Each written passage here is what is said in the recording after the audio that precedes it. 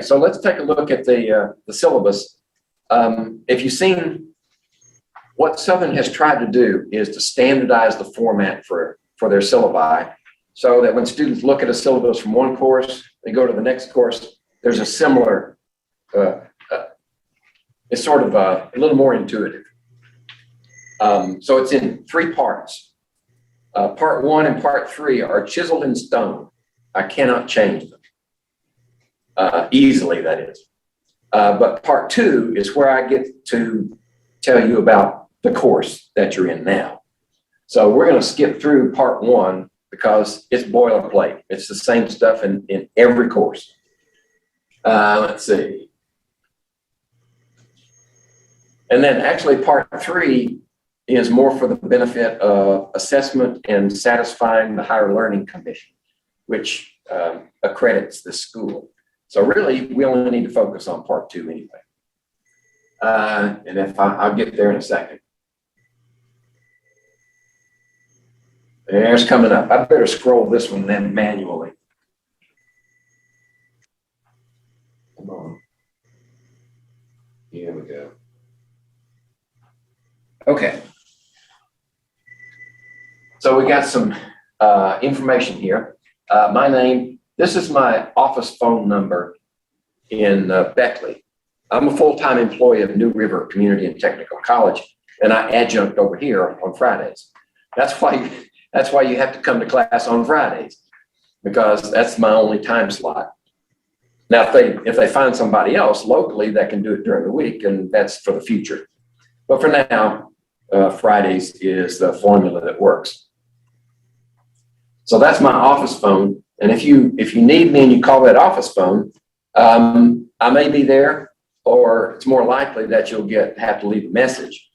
But the beauty is that the message is automatically converted into a voice file and attached to an email to me. So I get it just like that.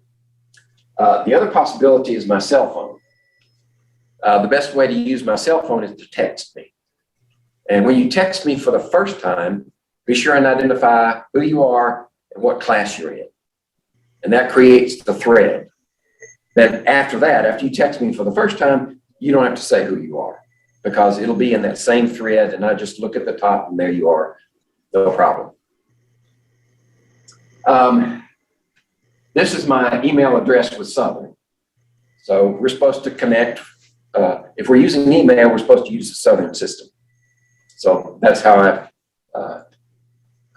can be contacted by email. You all know where the Logan campus is, and building A, it's the main building, so forth. Room 204. Room 204 is where we do the lectures because it has audio visuals. And then 234 is the lab. And we probably won't get in there today, which is neither here nor there for you guys.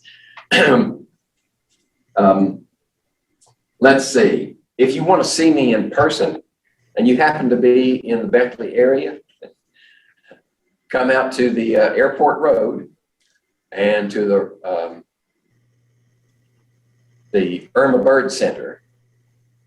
Don't stop there though. Go all the way around behind Irma Bird, and that's how you get to New River. And you find my office at room 129. But all of my office hours this year on the New River campus, I am Zooming them. So you can get to me with the same Zoom address that I sent you for this class today. And there's my ID. It's in that link that I sent everybody. And these are the hours that I'm going to be Zooming, whether there's anybody there or not.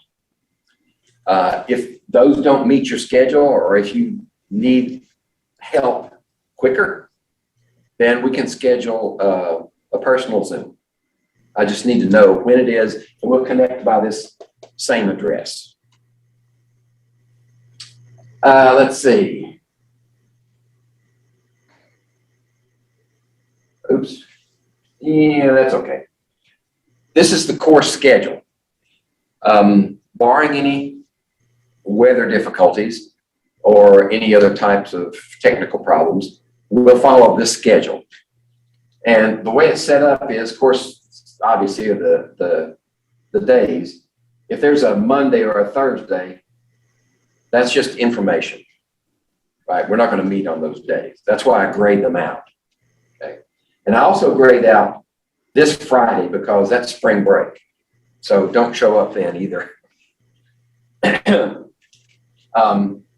And these are the activities that we're going to be doing in the lecture.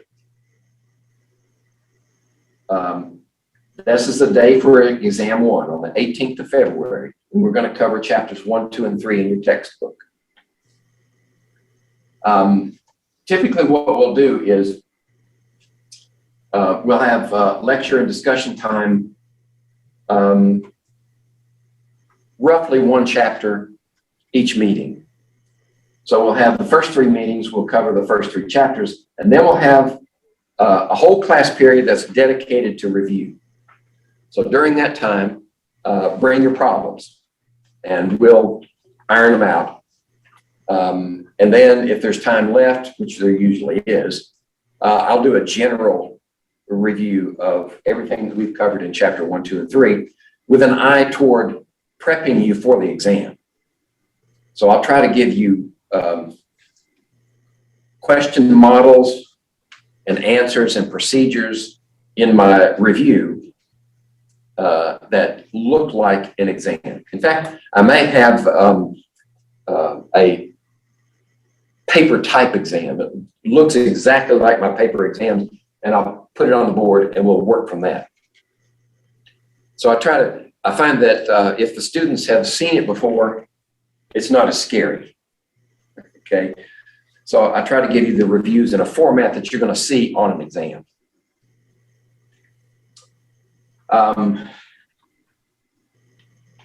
Now, I'm not sure what we're going to do with the weather. It looks like the weather's shaping up to be pretty nasty this year. And if that's the case, then we'll have to work out some alternative ways to do exams because I don't want us to get behind. And hopefully by this time, somewhere in here, IT department will get things fixed so that we can also work through Brightspace. I've only had 1 student so far at New River that has used Brightspace before. I think the public school systems use it. So if you've seen it before, then it won't be so scary. If you're like me, you saw it for the first time, the 1st of January, then you've been on a pretty steep learning curve. Okay, back to the schedule. Okay, so these are the chapters, sections, and the material covered here. And we're not even talking about the labs yet. We'll get to that in a second.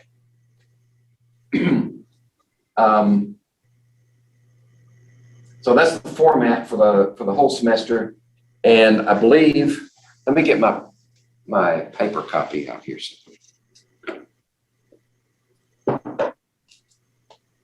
So I can be looking ahead.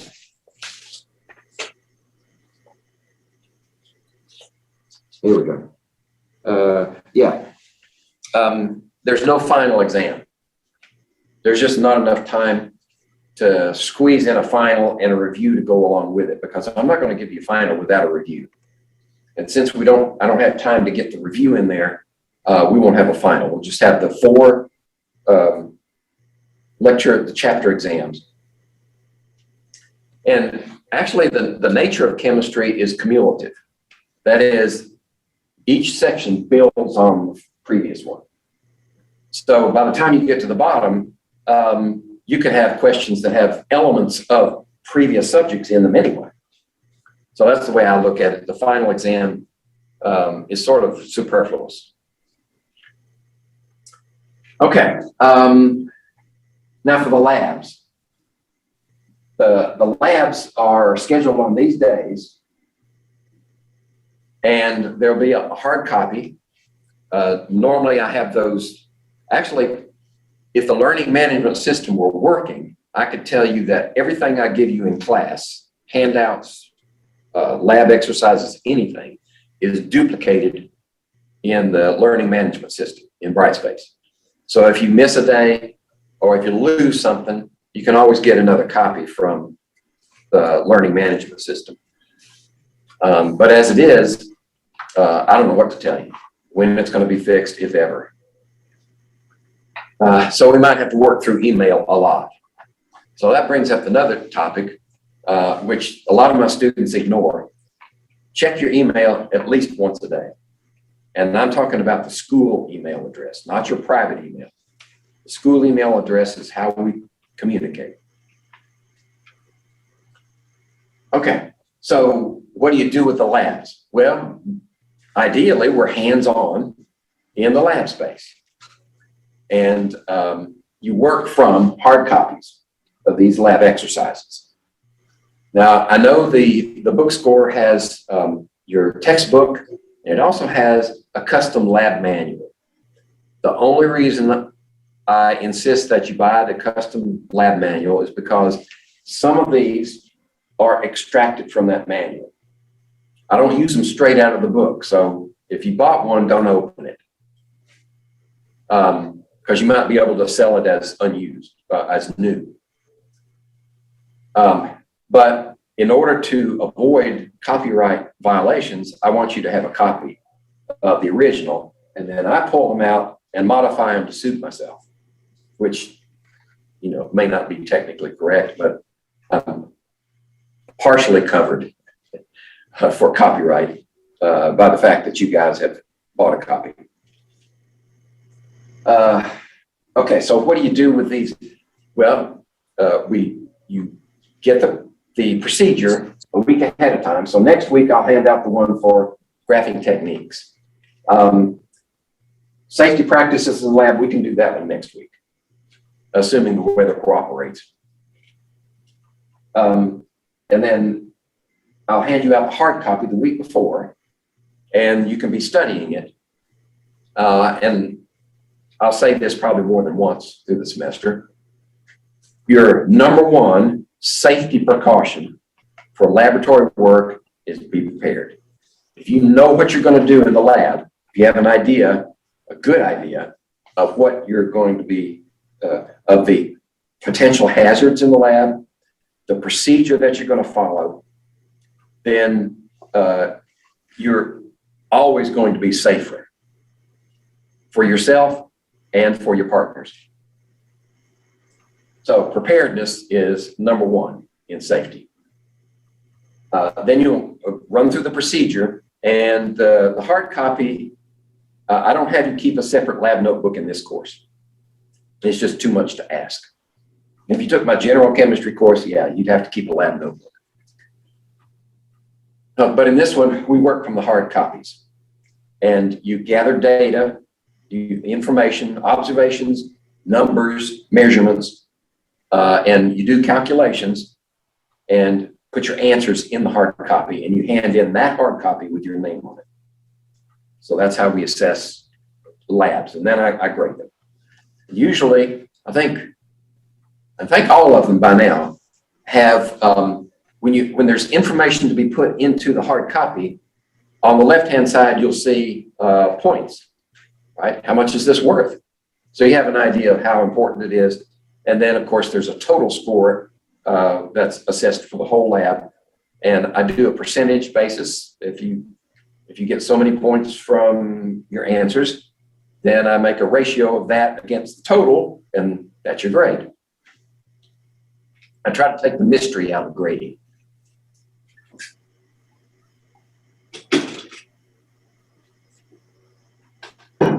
Okay, you can stop me anytime if you have questions. As any of my former students will tell you, if you don't interrupt, he'll just keep talking. All the way to the end and past the ending. They just keep talking. Some of my students have to leave. They got babysitters on the clock, or they got jobs to go to. When we run out of time, just go, because it's all being recorded. And normally what I do is post a video link in the learning management system, and then you can access it later if you missed anything.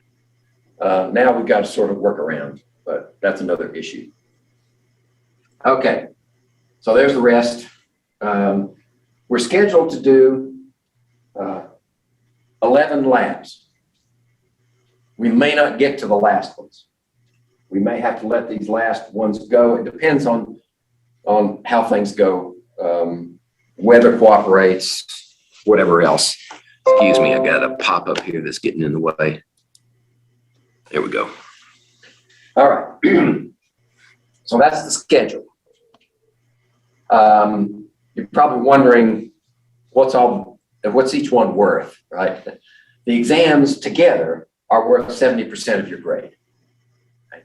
And the labs are worth 30%. Okay.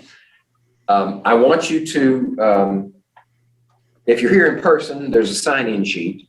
If you Zoom, then I'll mark you down as Zoomed, and that's the same as attendance. But at this point, I don't have any points allotted for attendance.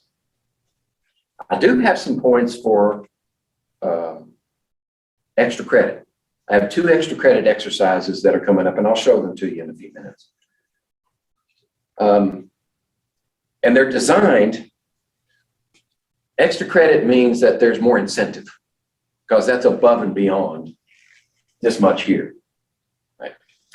But they're designed so that they encourage you to learn what you normally would learn without the extra credit. But that's a little extra push. And I'll describe them in a little bit. Let's see. I'm on a 10-point scale. So 90, if you get 90 or above, you got an A on your average. And I always aim high. I don't talk about B's, C's, D's, and F's because, right, that's too fatalistic. Right? Let's all shoot for A's. And maybe we'll get there. This stuff is just for assessment. If you're into assessment and course objective mapping and all that garbage, then you can take a look at that. But as far as I'm concerned, that's just to keep the administrators happy. I got somebody zooming in. Let's see, is that who I expect? Yes. Everybody's here. Eventually. Okay.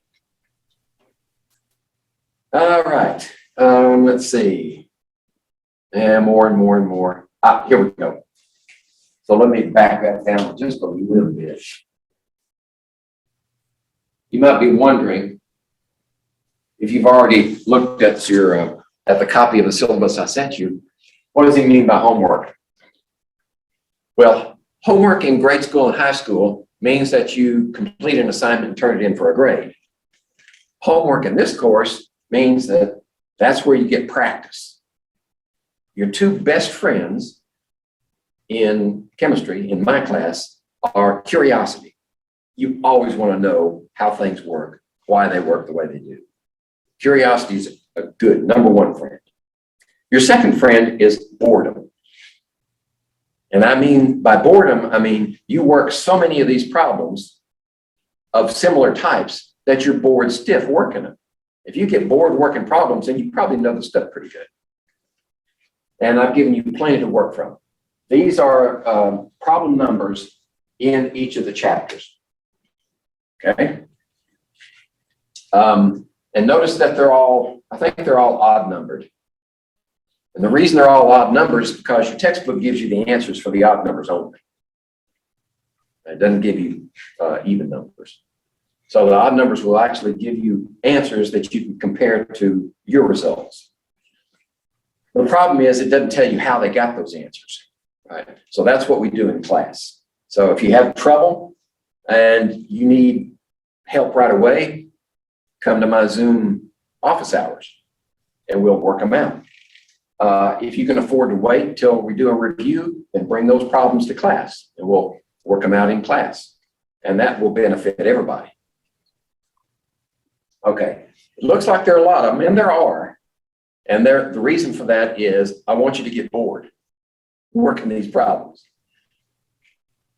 Okay, some more than others. But that's entirely too much for one instructor to grade.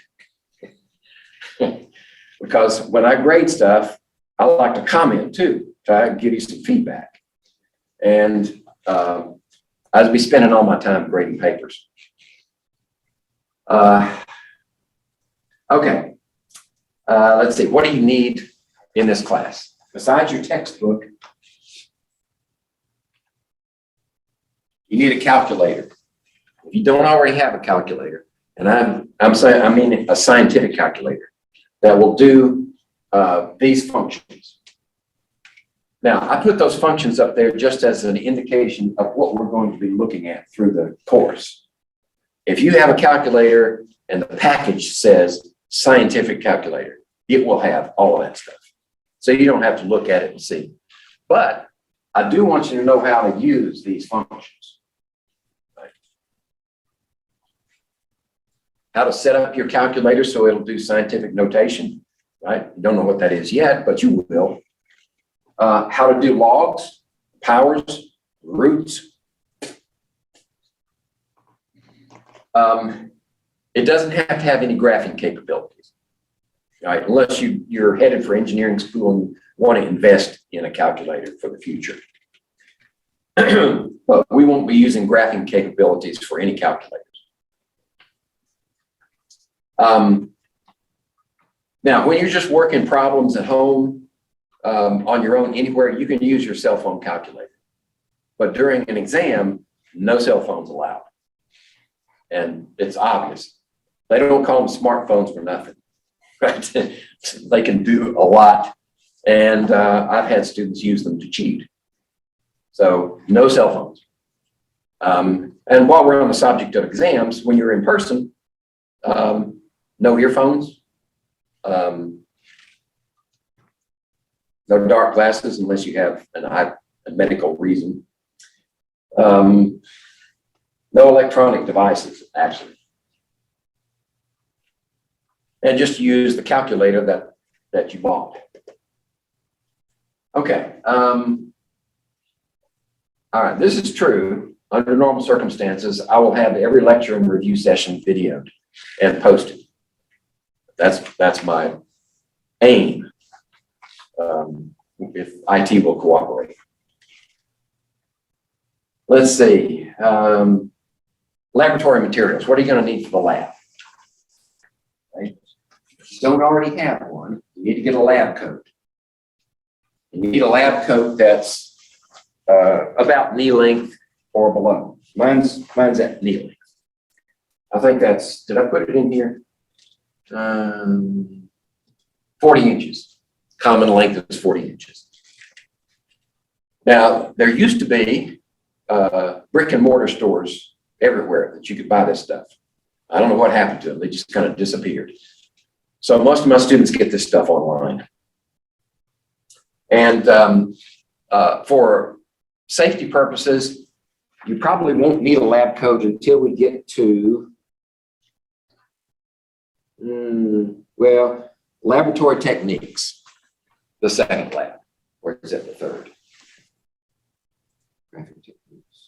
Yeah, the third lab is laboratory techniques. We're going to be using things in there that you'll need protection from. If you don't like using other people's stuff, we have eye protection in the lab, but it's been used over and over and over again, and you can clean it, of course, right, with alcohol, but it's going to be scratched up. It may be hard to see through. So invest in either a pair of safety goggles, or you can use those wrap-around polycarbonates that's good enough for this class. Let's see. We supply the disposable gloves. And that's about it for safety, right? Other than safety up here. Always be aware of your surroundings. Be prepared when you go in the lab. Okay, I mentioned exams earlier.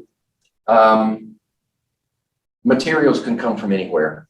Textbook, problems, discussions in class.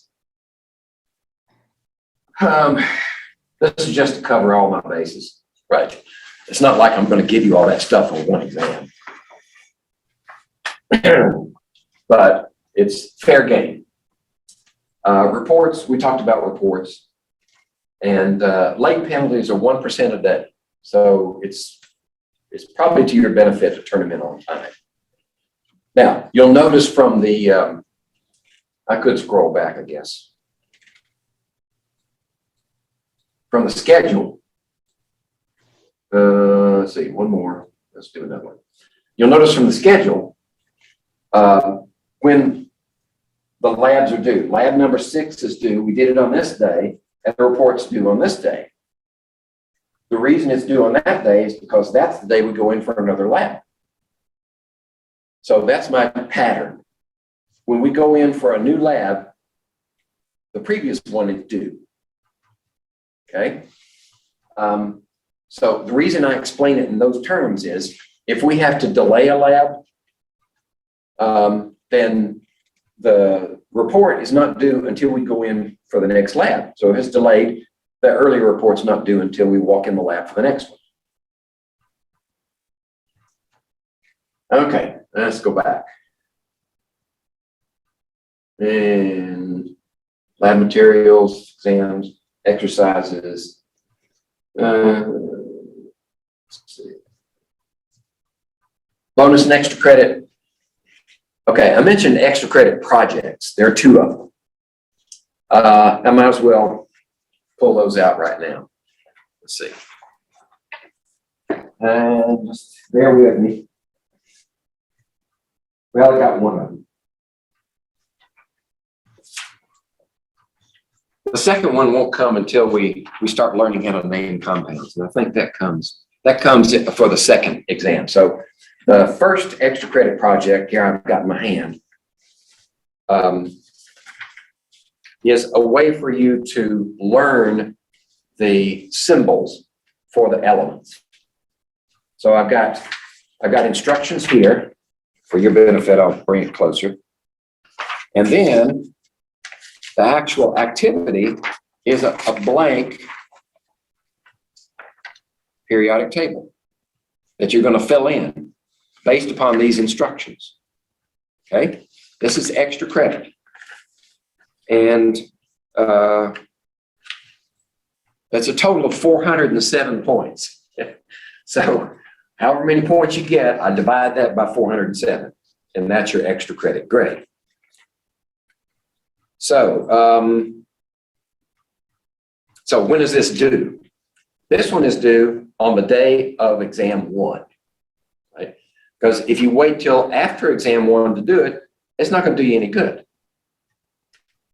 Now, I will say also that there's another periodic table that's completely filled in right here. I think I don't know if I sent that to you. If I didn't, I should. Right? Did I send this one to you? No. Okay, so I need to send this one to you. It would be handed out in class or it would be in Brightspace. But you'll notice that, let me bring it closer. You'll notice that this is the periodic table with all its symbols, and that some of them have red boxes around them.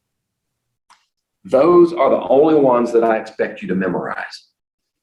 The name of the element and its symbol. And out of 118 elements, there are about 60 of them here. How do you memorize? Well, however you've learned to memorize is fine, but I find a lot of my students are successful by using index cards. They go through the process of looking up the element symbol, write it on one side, flip it over, write the name. And if you prepare your own index cards, that in itself begins the process of memorizing the symbols. And then you go through and drill. You say, you look at the symbol and say the name. Look over and say, right, put it in this pile. Get it wrong, put it in this pile. And you just keep going, and you go back to the wrong pile and drill those until you get those over and over and again. Eventually, they'll all end up in the right pile. And then you go back to the right pile and do it again. And as soon as you can get all of those cards in the right pile with none in the wrong pile, then you know you've got your symbols.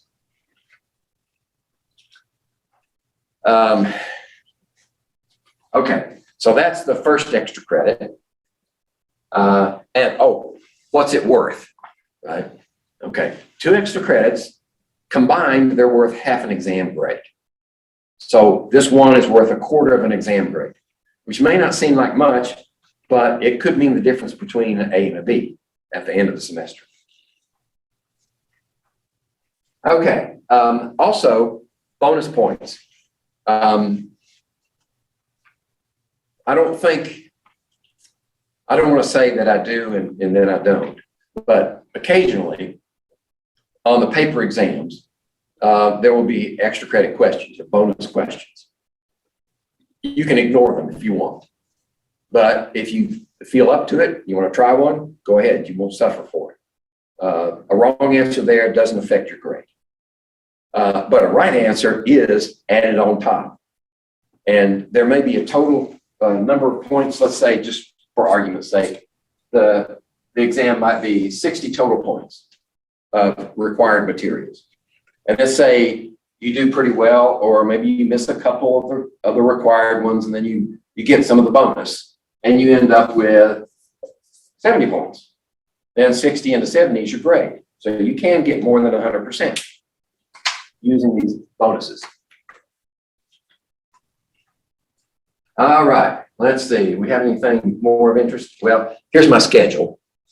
And if you were in class, there's a separate sheet for the schedule in case you want to post it somewhere. But this is in the syllabus. So you'll have my schedule is there in the syllabus. And it also has my personal Zoom account here at the top. So you'll always be able to connect.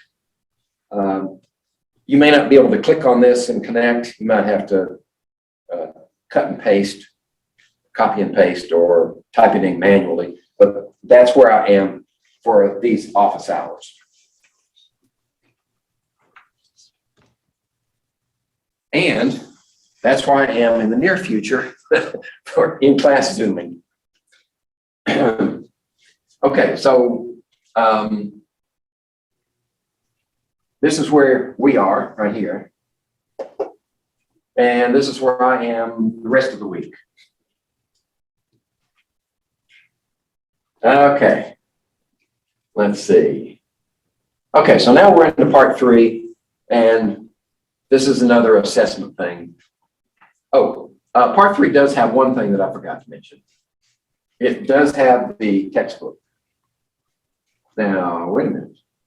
Yeah, okay, here it is. The custom lab manual. And then here's the textbook. Okay? And you'll notice that don't ask me why. I'm just an adjunct instructor.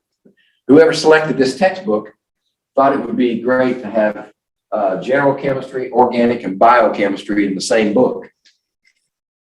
Probably because the general chemistry for a book that covers G, O, and B is going to be a little light on the general chemistry. And that suited this course fine. So whatever the case may be. Sorry. Can I help? No. We work for IT. We was going to work on some switches. We didn't know you also have a class. It's okay. Okay. How long you be here today? This class runs till what? 1 o'clock? And then I have another class after that. Okay, it's fine. We're good.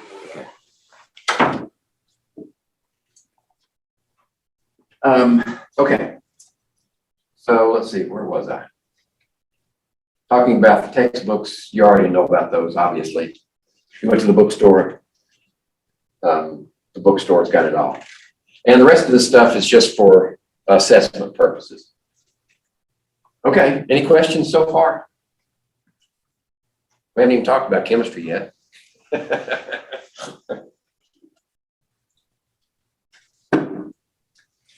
We should be able to get everything covered today. All right, so I'm going to put up the PowerPoint slides, and I have hard copies here in class of the slides. That's so if you want to, you can just scribble on them instead of scribbling in your notebook. But if you like your notebook, then you can keep the slides, the PowerPoint slide pages clean and write your notebook. That's fine. It's personal preference. So let me close that one and go to, let's see.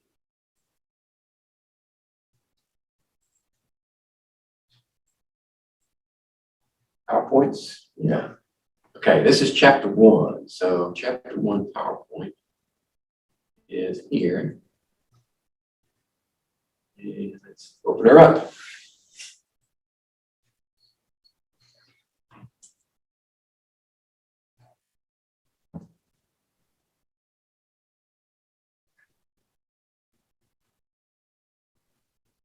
Anytime now.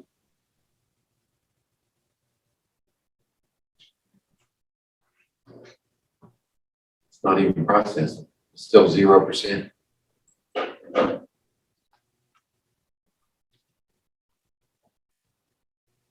Huh. Let's see. Do we even have PowerPoint? Better have PowerPoint. Yeah, there it is. I'm going to try it a different way. Let's open up PowerPoint first. And then go and find it. Let's see. Now, bear with me.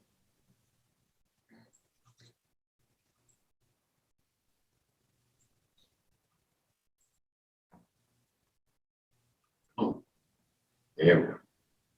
Let's see. Oops. There. There. There. There. Let's see. That's the one.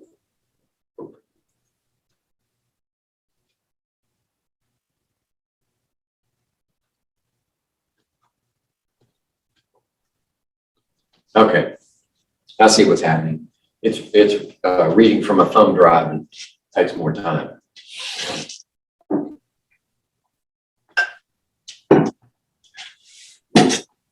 Let's see.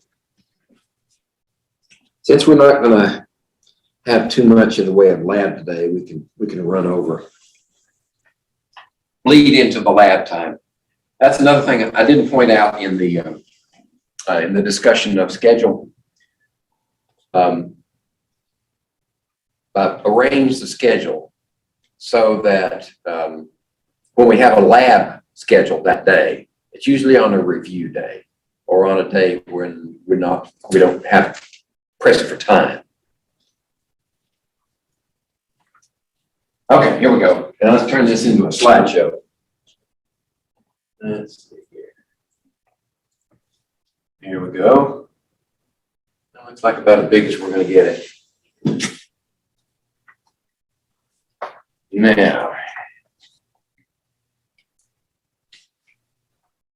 I apologize for the visuals, but it looks like right there, we get a reflection off of the lens. And when I do cleanup, when I take the video and I run it through and process it, I'm able to clean this up a lot and make it more defined. It's better to see. So actually the recorded video may be even better than this. But I do some scribbling too. Okay. So let's talk about basic concepts. What the authors consider as important basic concepts. They have an outline, of course, and we're not going to spend time on that because we're going to get to that material anyway. All right. What do we mean by chemistry? Well, chemistry is a pretty broad subject. In fact, in the early 17th century, when modern sciences started to really get rolling, there were no chemists. They were called natural philosophers. So they philosophized about the natural world. And that's not far from the truth. The field of chemistry is the study of all substances, whatever they may be, and the changes that they undergo between one substance and another. We have certain characteristics that we can use to define substances, usually subdivided into either physical or chemical behaviors or properties. And that defines a substance in terms of, say, what's its color?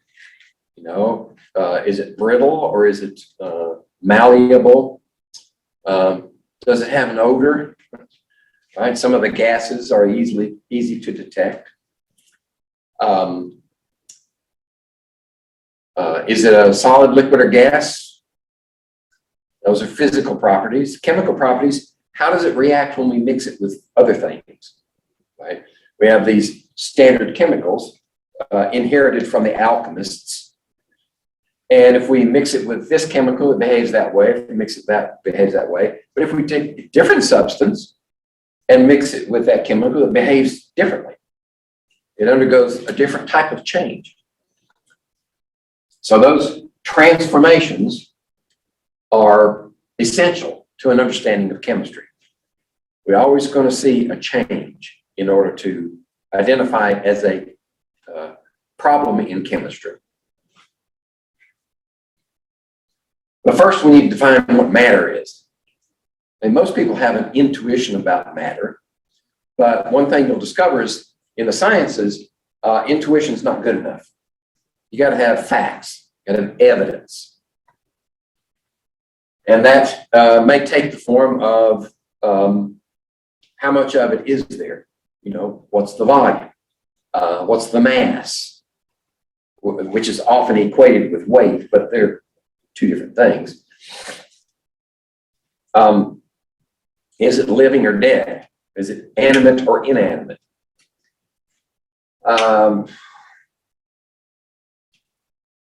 Is it not really? Now, this is a contrast between matter and energy. Right? Matter has substance. In other words, it has, there's something there. We now know that it's made up of atoms. But if it's energy, then there's nothing really there except the ability to do work, which is definition of energy.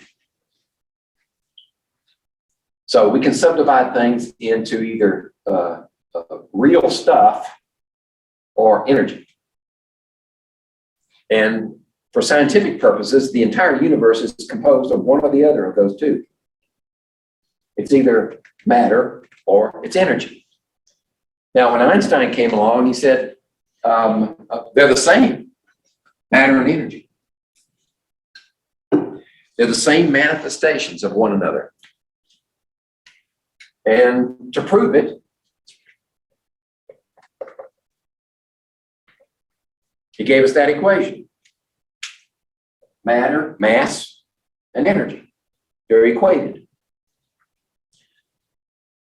And now we have, as a consequence, we have nuclear power, or we have atom bombs. Depends on how you use them. Okay. Occasionally, this slide set comes from the publishers of your textbook. So I feel sort of obliged to stop here and say, chemistry involves the study of matter. Which statement best describes matter? Right? Matter is anything that has mass and occupies space. I learned that in grade school. Right? If it has mass, you know, it feels heavy in Earth's gravity, and it occupies some amount of space, then it's matter.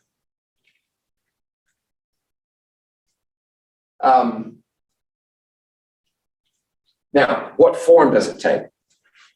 Well, we're talking about states, physical states of matter. And for our purposes, we're really only going to be interested in the big three, right? Is it a solid? Is it a liquid? Is it a gas? There are other forms of matter in the universe, but they're in extreme circumstances, and they're not really, we're not concerned with them for our studies here. So we just need to define what what is the characteristic of each one of these forms, these physical states of matter, in terms of mass and volume, right? It has mass, occupies space. So a solid is characterized by a self-maintained shape. In other words, you can set it on the table and it'll hold its shape. It may not hold it very well, right? It might be Jell-O, and it sort of jiggles. And if the room gets too hot, it might go like that. But it's still a solid. It holds its own shape, and it has a definite volume. So definite shape, definite volume means it's a solid. A liquid has a definite volume, right? As long as the temperature doesn't change. Has a definite volume, but it doesn't have a definite shape. In other words, it needs a container to hold it. That's a liquid. And then there's gas. Gases have no definite shape, no definite volume. They have mass, believe it or not. It might be small, but there's mass. They have mass, and they occupy space. It's just if you put the gas in a larger container, it will fill that container. If you squeeze the container down, then it'll be confined to that smaller space. So indefinite volume, indefinite shape is a gas. Examples, right? And there's it looks like Eisenhower. Eisenhower, is it a $50? Yeah, I think it's a $50. It's a solid. Here's a liquid. I'm not sure what that liquid is. And here's a gas. Notice that in this container, it has to have a lid on it to contain the gas. That's probably bromine. No, bromine's sort of green. That's probably chlorine. Chlorine gas, which you don't want to breathe, by the way. Its chemical properties are such that it reacts detrimentally in your lungs. Okay. What determines the states of matter? Well, several factors go into determining whether a substance is a solid, liquid, or gas. And it may change. All right, we know that if you put an ice cube, pull it out of the freezer and set it on the table, eventually that solid will turn into a liquid. So why did that happen?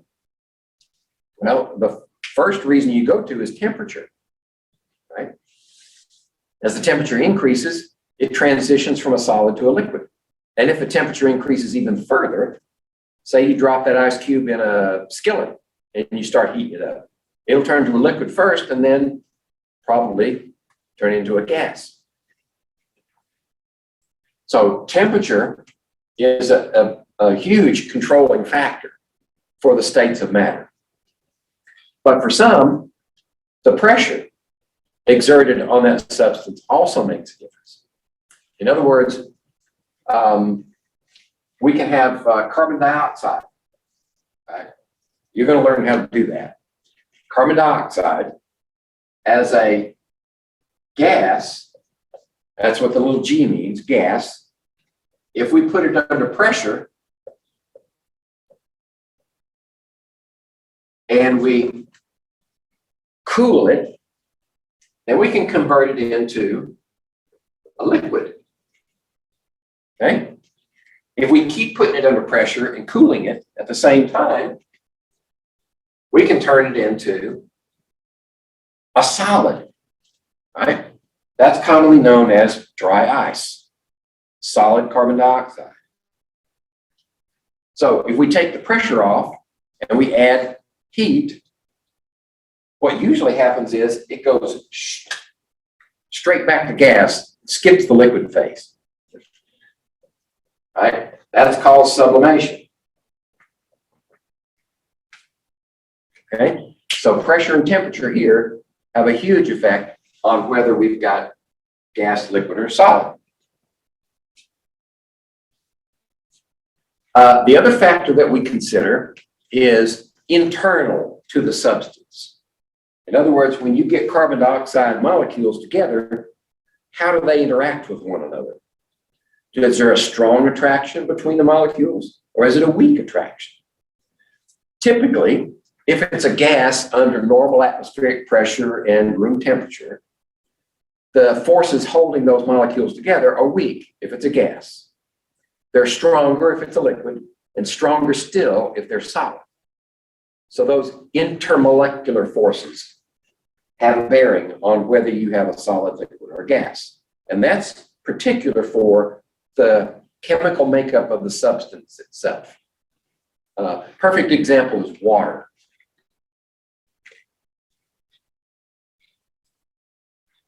At normal atmospheric pressure and temperatures within reason, water is going to be a liquid.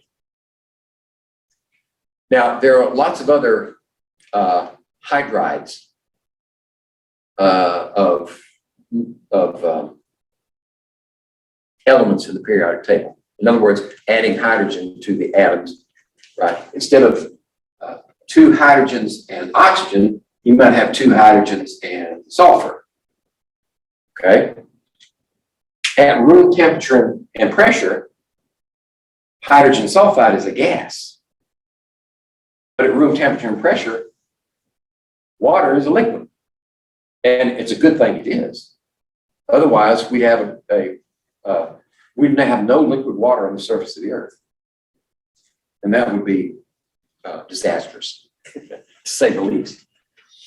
But it's all due to those forces between molecules.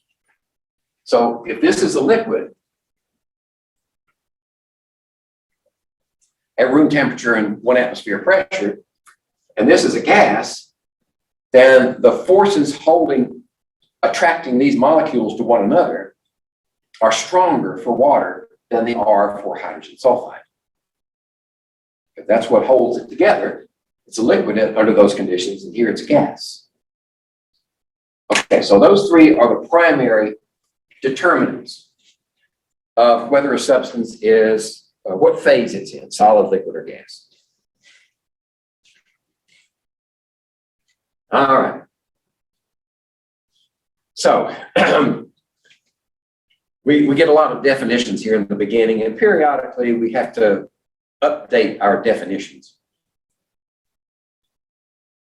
But now we're going to talk about properties of matter. And a property is something that is characteristic of the substance as it is. And it really doesn't say anything about, well, I'll take that back. Let's do some examples. I think that'll work better. By definition, they're saying it's a distinguishing characteristic of a substance. And it's used to identify the substance. Right? And these sets of properties that I've alluded to earlier distinguish it from all other substances. They can be either physical or chemical. And I made reference to those a little earlier, whether it's a physical property or a chemical property. So for physical properties, we are describing the potential for change of the substance that does not affect its identity. Now, when I say identity, I'm speaking in chemical terms. So if we have water, water's made up of hydrogen and oxygen, right? Well, pure hydrogen is like that, and pure oxygen is like that. This is a liquid. These are both gases. So they're obviously different from one another in physical terms, right? So the physical property of water is it's liquid. The physical property of hydrogen and of oxygen, which go in to make up water, are both gases. They have different physical properties.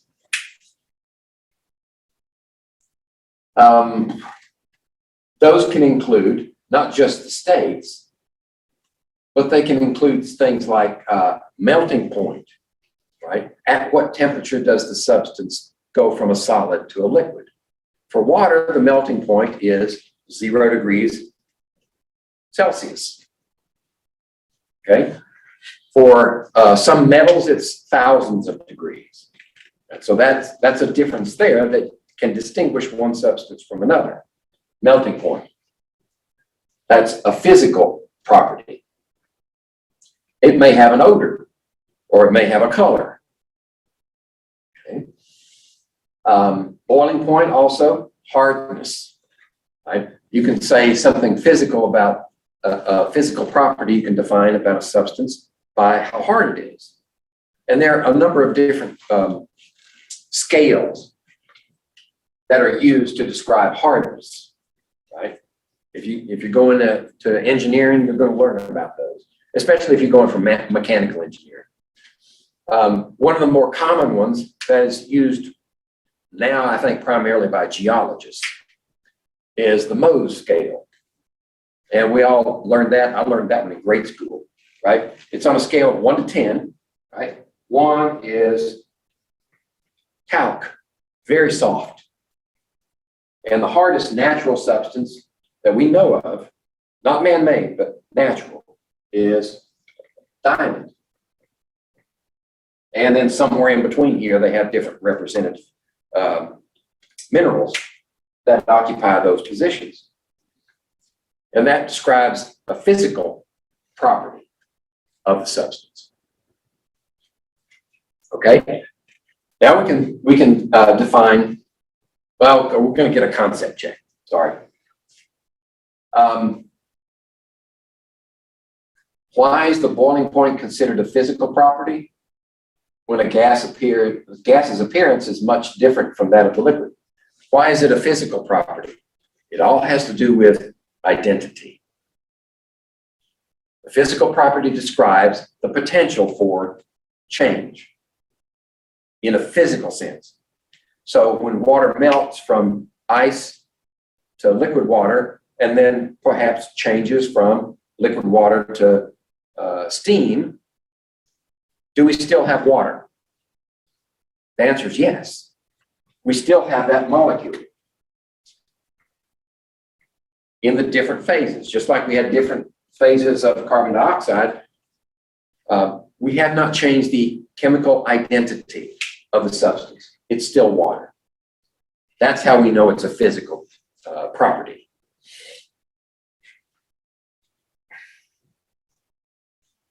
Chemical properties, however, are the potential for changing the identity of the substance.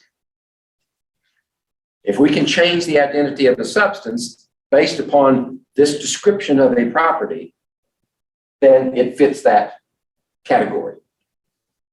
For instance, copper objects turn green in air, right? If you know of any buildings that were originally copper clad on their roofs, they had copper shingles, they look, right, this is redundant, I mean, it's circular logic.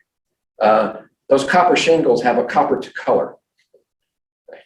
It's kind of a, I don't know, it's sort of an off gold color, right, in the beginning.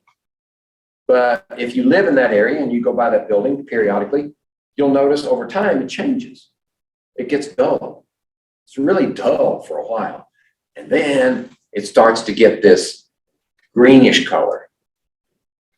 And it's actually desirable. It's called the patina of copper. And old buildings, even in this country, but largely in Europe, that were copper clad, those copper roofs are still functional after all those years. What that change is going from copper metal, right? And it's reacting with elements in the air. Some of them might be oxygen, but there's a large portion of sulfur that reacts with them also. That's a chemical property, the potential for copper to change to some other substance. It's no longer copper. It has changed its identity.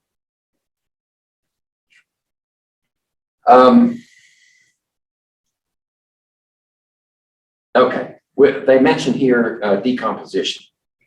In chemical terms, there's a special definition for decomposition, but intuitively, we know that it becomes less complex. Right? When you eat a hamburger, the proteins and the carbohydrates in that hamburger are decomposed in your stomach and your digestive system into simpler compounds. Your body absorbs them and breaks them down even further.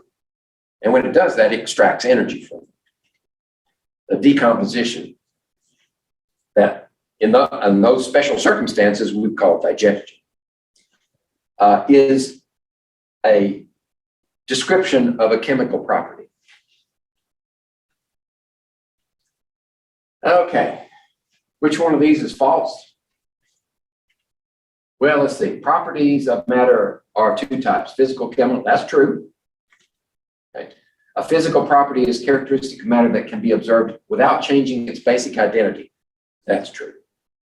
A chemical property describes the way matter undergoes or resists change to form a new substance. That's true.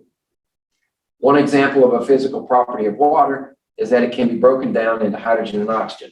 That's false. You have changed water's identity. This is a chemical property.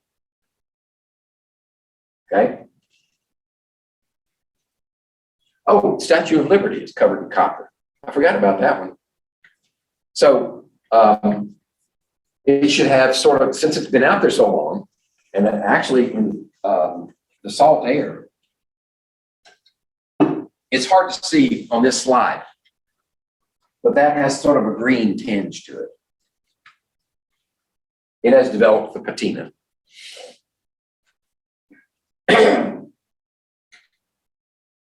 Let's see if we can classify one of these as a chemical or a physical property. Iron metal rusts in an atmosphere of moist air. That describes the potential for iron to be changed into some other substance, right? That's a chemical property. In fact, I grew up in Atlanta, Georgia. And downtown, somebody got the bright idea to build a new Coliseum that could be used for basketball. And at that time, we had a hockey team. And they wanted to make it, the architects wanted to make it out of a new substance. It was a composition of steel, which is basically iron, that would rust really fast. And the idea was it would rust so fast that it would form a layer on the surface of the metal that would protect the underneath layer. Okay? And for practical reasons, that's true. It will do that. What they didn't count on was the fact that when iron rusts, it expands in volume, right? It doesn't just stick to the surface. It goes kind of balloons. So it doesn't have a really hard and fast attachment to the underlying metal. As long as it's there, it does protect it. But Atlanta gets a lot of rain.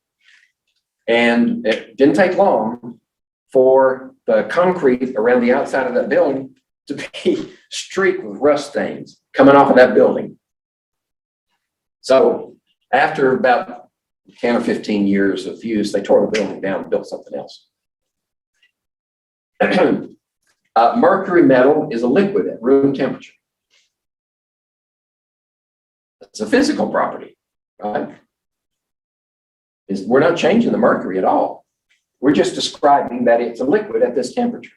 At some other temperature, it might be a gas. Nickel metal dissolves in acid to produce a light green color. This one is more difficult. When nickel reacts with acid,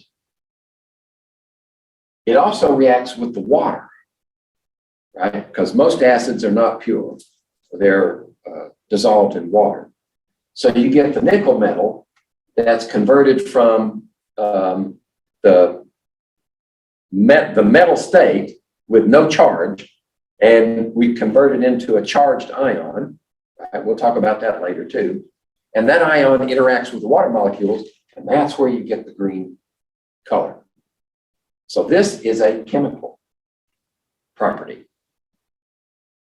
That's a chemical property. That's a physical property. This is a chemical property. This one is a little more difficult to discern because you don't have the background to know what's happening there.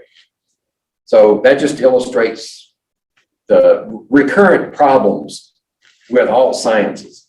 We don't know everything. I mean, in spite of what Al Gore says, we don't know that the Earth is going to be 50 degrees warmer in 20 years. Okay. Okay. So now we're going to shift our thinking from physical and chemical properties, which describe potential, to physical and chemical changes that actually describe the process. So that's a fine distinction, I know, between property and change, but it's real. And it helps us organize the natural world in our thinking. And I always tell my students this: nature just does what it does. Right? It could care less that we're here. Nature just does what it does, and our job as scientists is to make sense of it. And what we're going to study this semester is various ways that chemists have devised to make sense of the natural world, right? And when we develop ability to predict the way things are going to happen, we compare that to reality. And if our predictions are wrong, we don't change reality, we change our methods. Okay. A physical change is a process in which a substance actually changes its physical appearance and does not change its identity. So a physical change would be the boiling of water. That is a physical change for water. It's still water, steam, or liquid, it's still there. Chemical change actually changes the identity of the substance. In this case, they're saying it's the composition of a substance. That's another way of saying its identity. What's it made of? How is it built? We're changing that in a chemical change. So when we say we observe that the steel roof on that building in Atlanta is rusting over time. It is changing from iron in the steel to that red color. And it was pretty to look at. We had that red color until it started to streak across the concrete. And then it didn't look so pretty. That's a chemical change. We're changing the identity of the substance. Okay, so sometimes flowcharts help people organize things, thoughts in their minds. So I throw these in here for your benefit. So this sort of draws the distinction between physical properties and physical changes. Right? Physical properties are like what we can observe about the substance and its potential for change. Not the change, but the potential for change. Color, shape, phase, boiling point, melting point. At what point does this physical change take place? So this describes the temperature at which it takes place, and this describes what happens at that temperature, as an example. Same thing for chemicals, right? What's its potential? Is it flammable? Okay. We're not saying it's burning right now, right? But it's flammable. So you want to be careful, right? Don't get too close to it with a match or a spark. Will it decompose at a certain temperature? Does it react with other chemicals? Potential for reaction. And then this is the actual process that's described, change. Okay, which of the following is an example of a chemical change? Well, let's see. If we're going to crush rock salt, so that it's small enough we can spread it out on the roads in the winter. We haven't changed the salt, have we? It's still salt. This is a physical change, not a chemical change. Burning of wood. Yeah, if the wood burns, it's converted from primarily cellulose. There's some lignin in there too. Converted to a combination of ash, which is the mineral component, right? That's of course that's not the. Actually, the ash can change its chemical nature too, but we're changing cellulose primarily from a complex carbon, hydrogen, oxygen molecule, carbohydrate, into simpler molecules. If the burning is complete, then we get carbon dioxide and water. If it's incomplete, then we get soot. We get incomplete combustion, and your chimney is coated with this black stuff that eventually could cause a chimney fire if you don't clean it out periodically. So this is a chemical change. Dissolving of sugar in water. That's a physical change. The sugar changes from the solid to sugar dissolved in water. It's still sugar, right? How do I know it's still sugar? All I have to do is evaporate the water and I get my sugar back. So I know it didn't change while it was in there. Melting a popsicle on a warm day. That's a physical change.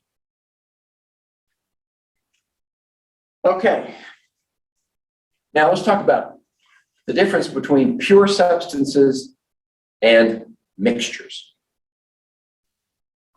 A pure substance is a single kind of matter that can't be separated by, that can no longer be simplified by physical means. So you could have pure water, you could have pure gold, 24 karat.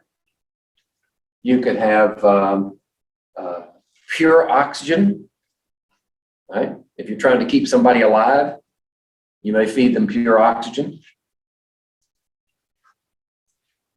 Pure sugar. This is the table sugar, sucrose. Those are pure substances.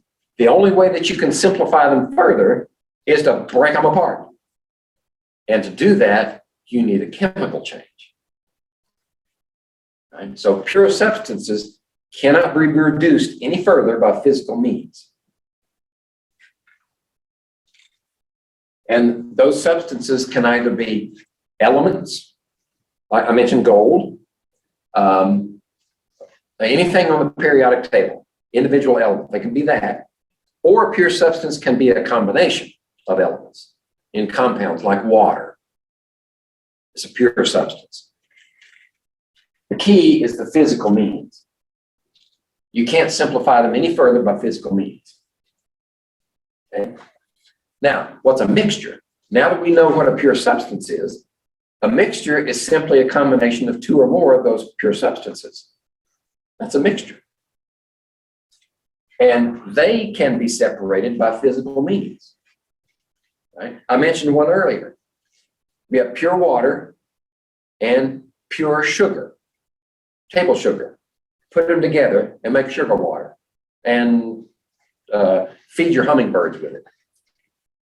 If you want to get that sugar back, all you have to do is evaporate the water. Physical means, a physical change, boiling of the water, boiling of the mixture will return your sucrose, your sugar. And if you catch the vapor and condense it, then you can get the water back too. That's a physical change that separated that mixture. It's a physical combination of two or more substances, pure substances. Each one retaining its chemical identity. Salt water is a good one too.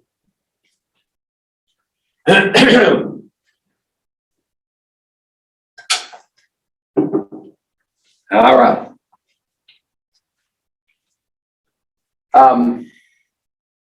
Now, when we have a mixture, a combination of two or more substances that retain their identity, they can either be what we say heterogeneous. Hetero means other. It's the Greek prefix that means other. So they can be a mixture of those two substances that's not uniform throughout. Let's see, what's a good example? If we take sand and dump it in some water, mix it up, right? We got a mixture, but within a few seconds after you stop mixing, it starts to settle. So you know that in the top section, you have less sand in the mixture. In the bottom section, you have more sand. That's a heterogeneous mixture. It's not uniform throughout. Whereas a homogeneous mixture contains those substances uniformly throughout. No matter where you sample, you will have the same percentage of each of the pure substances in that sample. Salt water is a good example. All gas mixtures are homogeneous. So the air that you breathe is primarily oxygen and nitrogen, with about 1% argon and some trace compounds and elements. But gases always form a homogeneous mixture. And there's another name for that. It's called a solution. Right?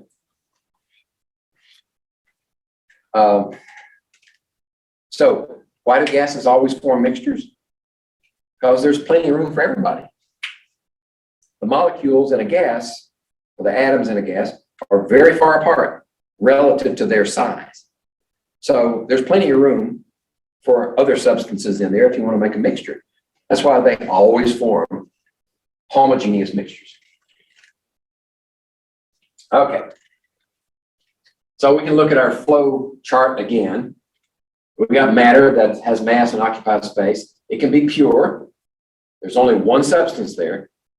Or it can be a mixture, physical combination. And that mixture can either be homogeneous or heterogeneous. Which of the following is homogeneous mixture?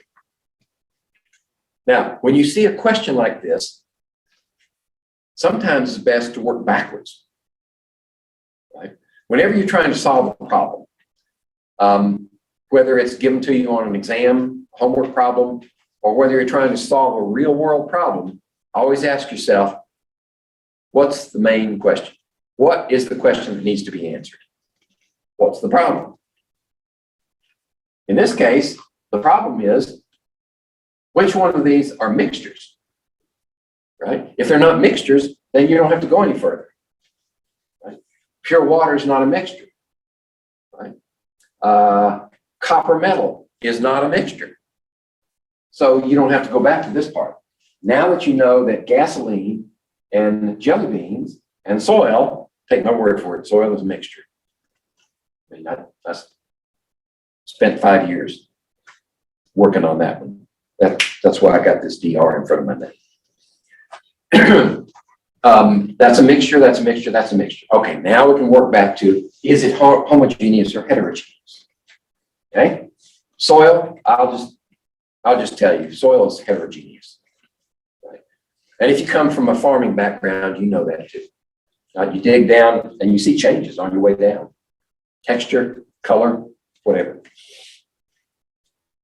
Jar of jelly beans. That's heterogeneous too. Right? Different colors. Take a sample, get different numbers in each one. Gasoline. Gasoline is a mixture of octane, which is a hydrocarbon, and some other stuff that the petroleum companies want you to believe keeps your engine clean. Okay, so gasoline is the homogeneous mixture out of this group. Which of these contain only pure substances? Well, let's see. Oxygen's pure. Tap water is not pure. right? It's got, especially in this state, it's got dissolved minerals. And sometimes it has dissolved gases that are unpleasant. If you go over into the Greenbrier area, you get sulfur compounds. Tea. No, tea's a mixture, right? Water and whatever comes out of the tea bag. Okay, so that one doesn't work. Oxygen's pure. Glucose is a simple molecule, but it is pure, if that's the only thing in there. And silver is an element that's pure. So B answers the question. Now, if there's only one answer, then you can stop there. Right? But if there's possibility of more than one of them being right, then you have to look at all of them. Glucose is the sugar that circulates in your blood and delivers energy to all your cells. As long as your pancreas and liver keep it under control, then you're good. If it goes too high, then you've got a form of diabetes. Chocolate chip cookies, that's a mixture, right? Wood, that's a mixture. Gasoline is a pure substance. Actually, it's a mixture. Sorry, it's a homogeneous mixture. Pardon me. Dirt. Now I have to take issue with that. Soil is what we grow plants in. Dirt is what we sweep up off the floor, or what you clean out of your mind. Rocks. Rocks are not pure substances. They got different mineral composition scattered throughout. Okay, so that's the only one where all of them are pure substances. Now, what's an element? Well, an element is a pure substance, right? It cannot be reduced further by physical means. But it's even more than that. It cannot be broken down by chemical means either. Right? So if you take, isolate silver, right, by physical means, which is primarily how they do it when they're refining silver, you go through a physical process to create silver of a certain degree of purity. And then you apply chemical means to it to purify it further. But you can't break it, you can't make it any simpler, right? And we know now that in order to simplify an element, in order to break it into smaller parts, you need nuclear means. You got to break the atom apart. So we're not going to go there. This is chemistry. Well, we might talk about it a little bit when we talk about the structure of the atom. So these pure substances cannot be broken down any further by either physical or chemical means. Right? Gold, silver, copper. Those are good examples of elements.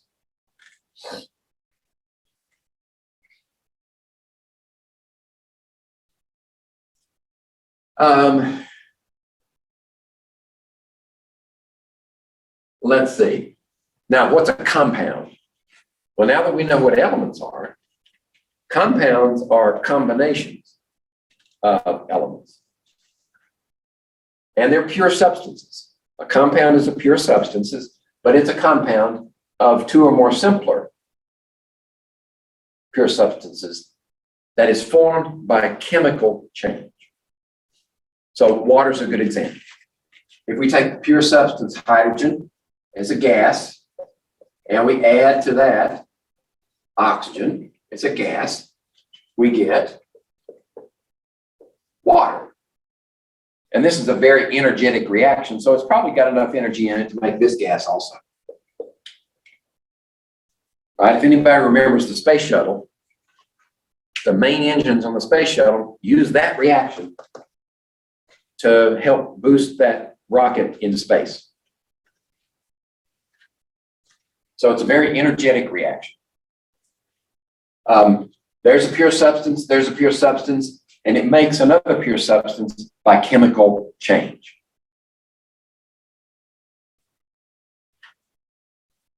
That's a compound. When you have a combination of elements to make a pure substance. Okay. Elements can't be broken down into simpler substances by chemical or physical means. Compounds can be broken down into simpler substances by chemical means, sometimes resulting in elements. But you can break a compound into smaller compounds. That's possible, especially if you have a compound that's big, lots of elements combined. You can break it into smaller compounds. But eventually, if you keep working at it, you can convert all of that into simple elements. Okay. Compounds have properties that are distinct, different from those substances of other combinations of even the same elements. Example, here's water, right? Hydrogen and oxygen. I can put hydrogen and oxygen together in a different way. Like that. Instead of one oxygen and two hydrogens, I've got two oxygens and two hydrogens. This is water. This is hydrogen peroxide. They have completely different behaviors, both physical and chemical. So those are both pure substances of simpler elements. Whereas mixtures retain the individual properties of its components. Whereas compounds are combined elements in such a way that they create a new substance. And the key is the bonding between atoms. That's what makes a compound. Okay, compounds have a definite chemical composition. That means that they always have the same ratio of atoms, one to another. So water has two hydrogens and one oxygen, whereas the molecule of hydrogen peroxide has two hydrogens and two oxygens. Whereas mixtures can be variable composition. You can have different amounts of pure substances combined together to make a mixture. And then there's the argument of separation. How do you separate them? Well, with mixtures, you can use physical means to separate them. Whereas compounds, you need chemical means, chemical methods to make the change and separate the components of a compound. Okay. Another flow chart. I'm not going to spend any time on it. You can, it's self-explanatory. And this stuff, most of the stuff in form of pictures comes out of your textbook anyway. So if you go back and find this one in your textbook, there'll probably be an explanation with it too.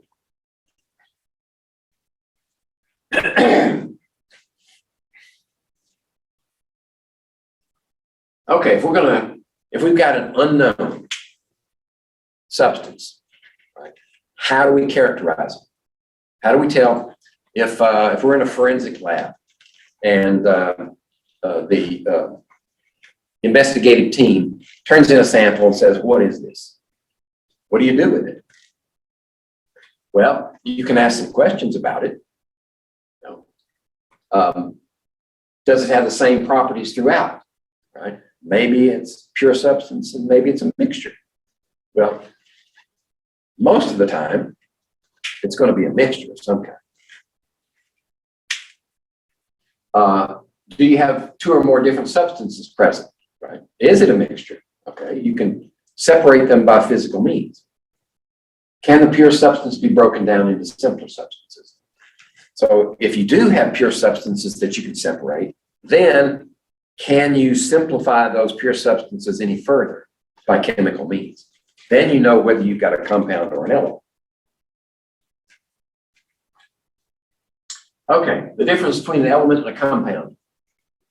An element cannot be broken down into simpler substance by chemical means, whereas a compound can. It's just that simple. Okay, so let's talk about the elements. The periodic table is our best friend. I should qualify that because I said your best friend is curiosity and your second best friend is boredom. But encompassing all of that is the periodic table. In chemistry, the periodic table is your source of so much information. And as we proceed through the semester, I hope to show you that it's organized in such a way that it can tell you a lot about the chemical world. First of all, we have 118 known elements, right? They all have names now. They all have names and symbols. And this periodic table has the symbols. It doesn't have the names because I want you to look up the names. But there are 118 of them. Now, some of them are naturally occurring and some of them are man-made. 88 of them are naturally occurring and 30 of them have been synthesized. Those that you have to make them in a nuclear reactor. Actually, some of these that are synthesized were later found to be naturally occurring. And that's because they're in such small amounts, our technology couldn't identify them. But for argument's sake, let's say that 88 of them are natural, 30 are synthesized. And that's a good starting point. The most abundant elements by the number of atoms, not by mass, but the number of atoms in the universe. The universe is primarily hydrogen, right? That's because it forms the basis of fuel in stars.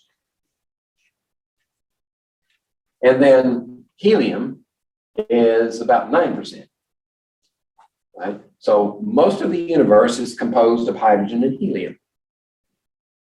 And it's been that way for billions of years.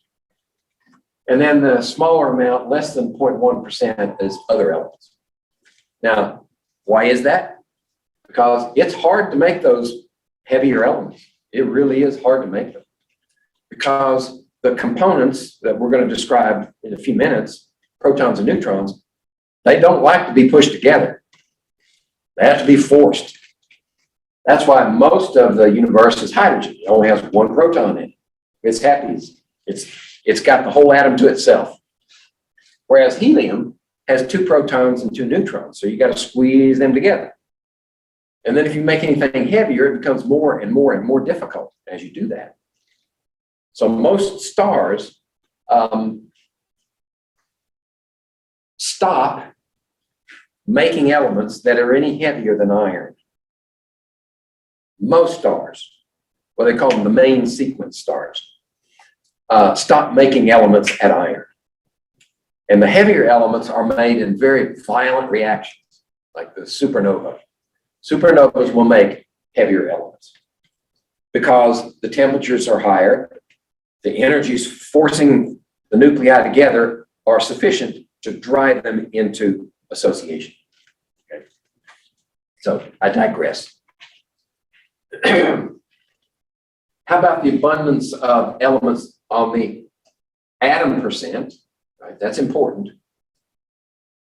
In the Earth's crust, right? And if you've ever looked at a cutaway of the Earth, you know it's in layers, right? It's kind of like Shrek and his onions, right? Ogres are like onions; they're in layers. The outer layer is the crust. And then the next layer underneath that is the mantle. And then underneath that is a couple of different phases of core.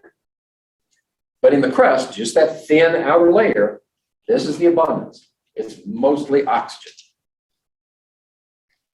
And then there's a lot of silicon. So when you put silicon and oxygen together, most of the time, you get silicon dioxide. The primary component of sand, right? And the primary component of most rocks, silicon dioxide. Now, there's a lot of variability. But those two atoms make up over 80% of all the elements in the crust. And then you have smaller amounts of the others.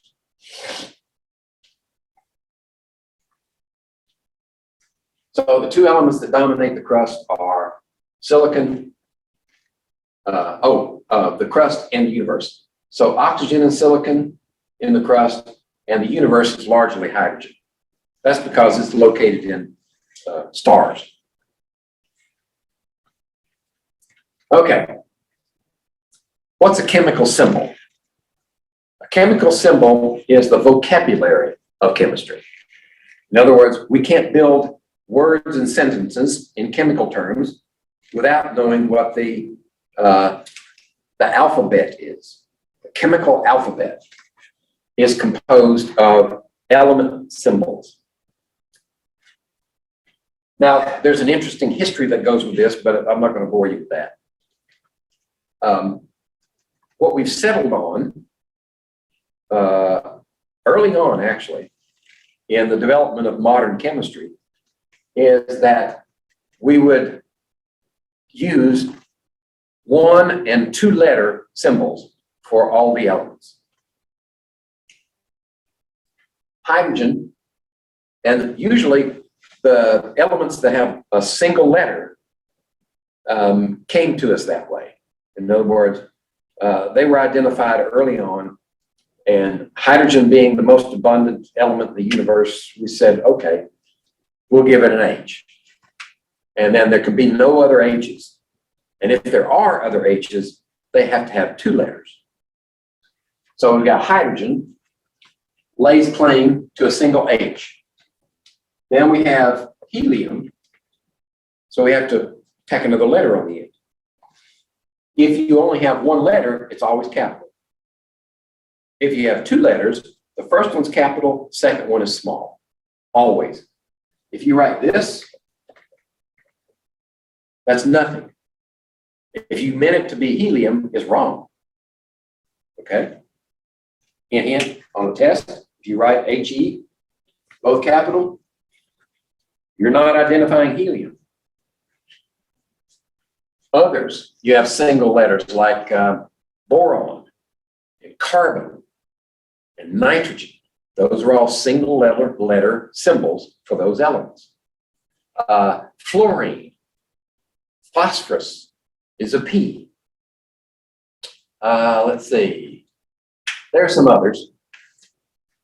But here we have examples of 2-letter elements. Barium, right? Anybody who's ever had a lower GI X-ray knows what barium is. You get a barium enema, barium sulfate. And they use it because barium is a huge atom and it absorbs X-rays. So they fill your lower gut with barium sulfate and then take an X-ray of it, and it defines your gut very well. Cobalt, right? CO. Now, there are some symbols that they don't seem to follow an English pattern, right? We would think that lead ought to be LE or L, but it's not. Lead is based upon the Latin word for lead, plumbum. So plumbum is PB. And by the way, the Latin word plumbum means heavy. So that fits lead pretty well. Silver is not Si. Si is silicon. Silver is Ag. It's Latin for argentum. Okay, so a number of the symbols are based upon the Latin word for that element. And that makes sense, actually, because in the early years of modern science, chemistry in particular, communication throughout Europe in particular was, communications were written in Latin. That was the common tongue for universities and scientists. There are others, examples of that. For instance, potassium is, in Latin, it's kalium with a K. So potassium is a capital K. Other examples. Let's see. The weirdest one I think is mercury. Mercury doesn't start with an M, it starts with an H. It's Hg, capital H, little g. That comes from the Latin hydrogenium. And what mercury was used for was to generate water. Don't ask me how they did it. It's alchemy.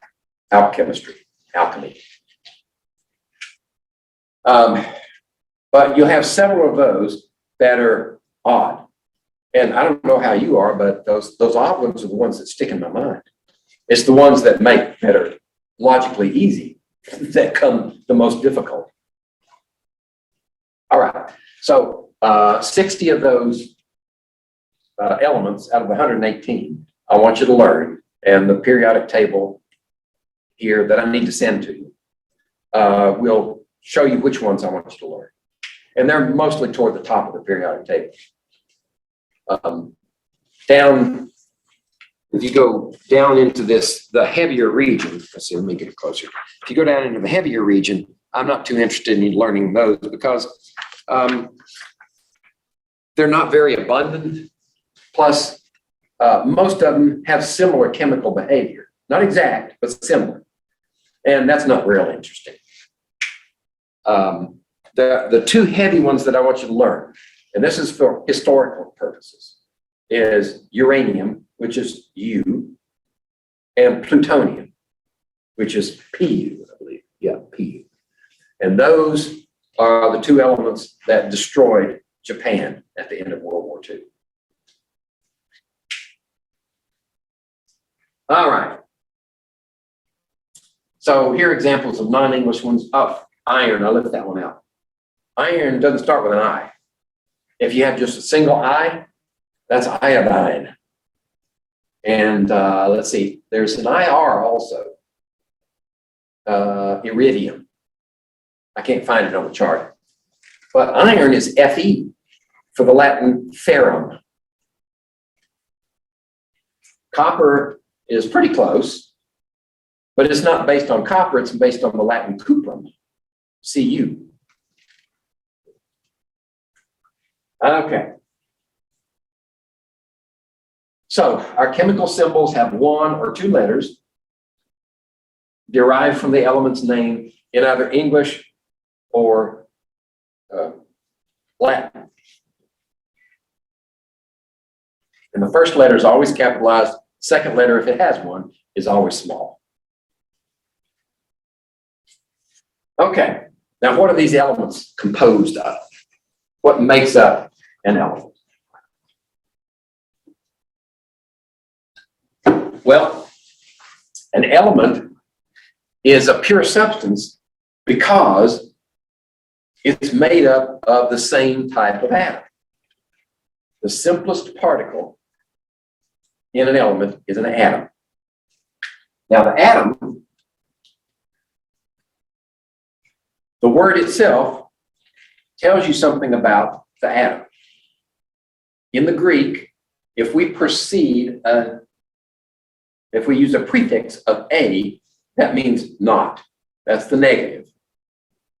So anytime you see in the sciences, if it's preceded by an A, sometimes an AEN, depending on the grammar, it means not. And in Greek, TOM means cut. So it's not cut. You cannot cut the atom any further. You cannot decrease,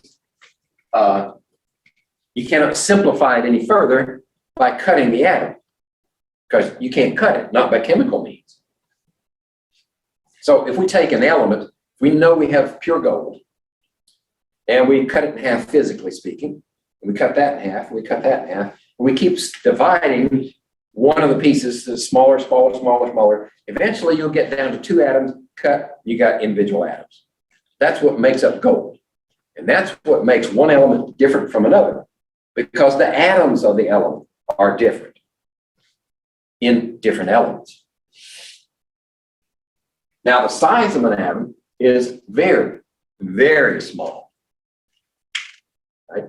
In this space, 1 inch on this ruler, let's see, it doesn't say what it is, but the average size atom, you would have 254 million of them lined up in that inch.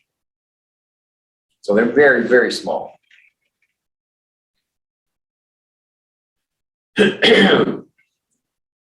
So if you have individual atoms, then you can recombine those individual atoms to make molecules. Now, technically speaking, molecule is a group of atoms that are bound to one another in such a way that they behave differently than the atoms from which they were composed. So if you have hydrogen and oxygen atoms, bring them together and make water, now they're bound together and you've got a different pure substance. They behave as a single distinct particle. That's a molecule.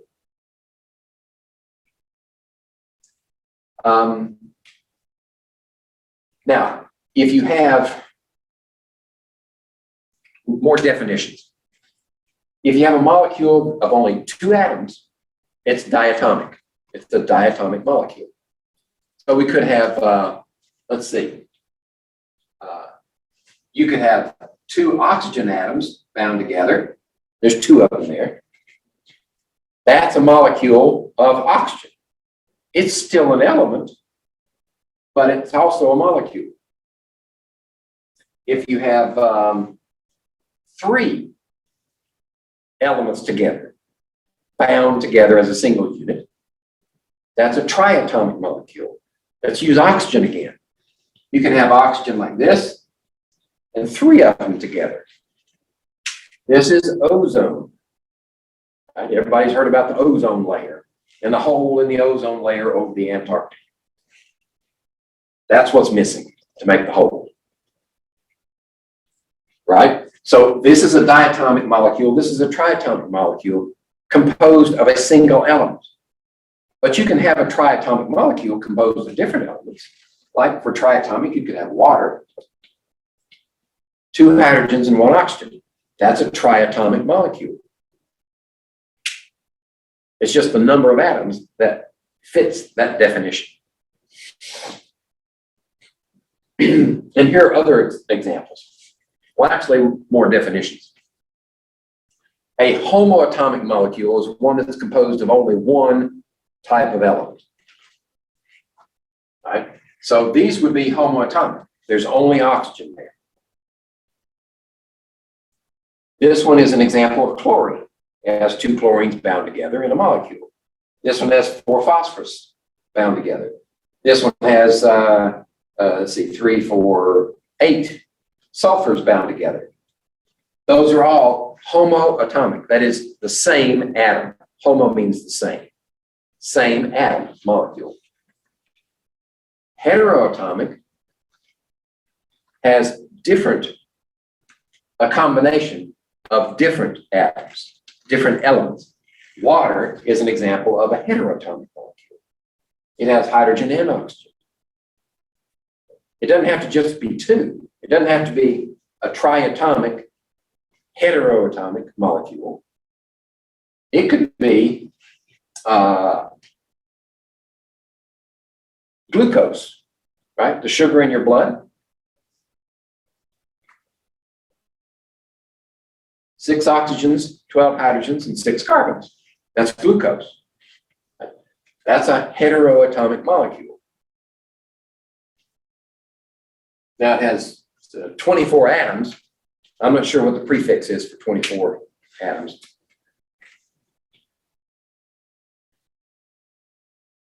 So let's look at this one. If these are represented, these represent 2 different element A and element B. This is a diatomic molecule, but it's also heteroatomic. This is a triatomic molecule. That's heteroatomic. And this is a tetraatomic molecule. That's also diatomic. And this one is 1, 2, 3, 4. This is a tetraatomic molecule that's diatomic. Okay, we're using prefixes here that you may not have learned. So I'll just go through. We'll probably get them later, but now's a good time to introduce. If there's only one of something, it's mono. If there are two, it's di. If there are three, it's tri. If there are four, it's tetra. If there are five, it's penta. If there's six, it's hexa. If there's seven, it's hepta. These are all prefixes. Let's see, 7, 8 is octa. 9 is nona. And 10 is deca. Those are all that I expect you to know. And we'll use those prefixes in other circumstances.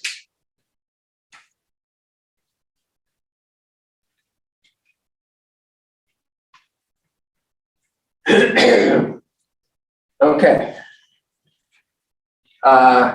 Classify XeF4. XeF4, what's Xe? Xe is a noble gas. It's called xenon. And F is fluorine. Right? So we'll learn how to name compounds later, but as a teaser, this is xenon tetrafluoride.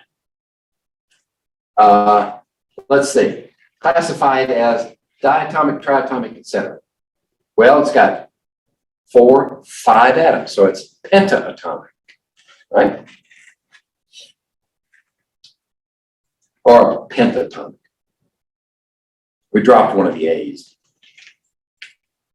Okay, is it homoatomic or heteroatomic? Well, it's heteroatomic. Right? It's got more than one type of element in it. And is it an element or a compound? Actually, it's a compound. That seems kind of odd because noble gases don't play with anybody. Right? They don't form compounds naturally. So some chemists had to force this to happen to make the xenon tetrafluoride.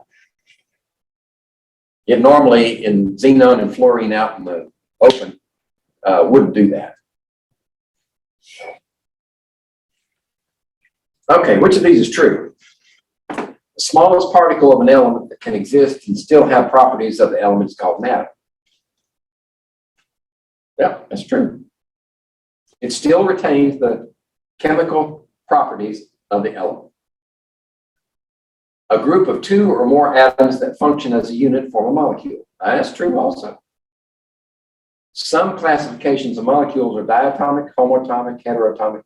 Yeah, those are a selection. So all of them are true. Okay. So I've been using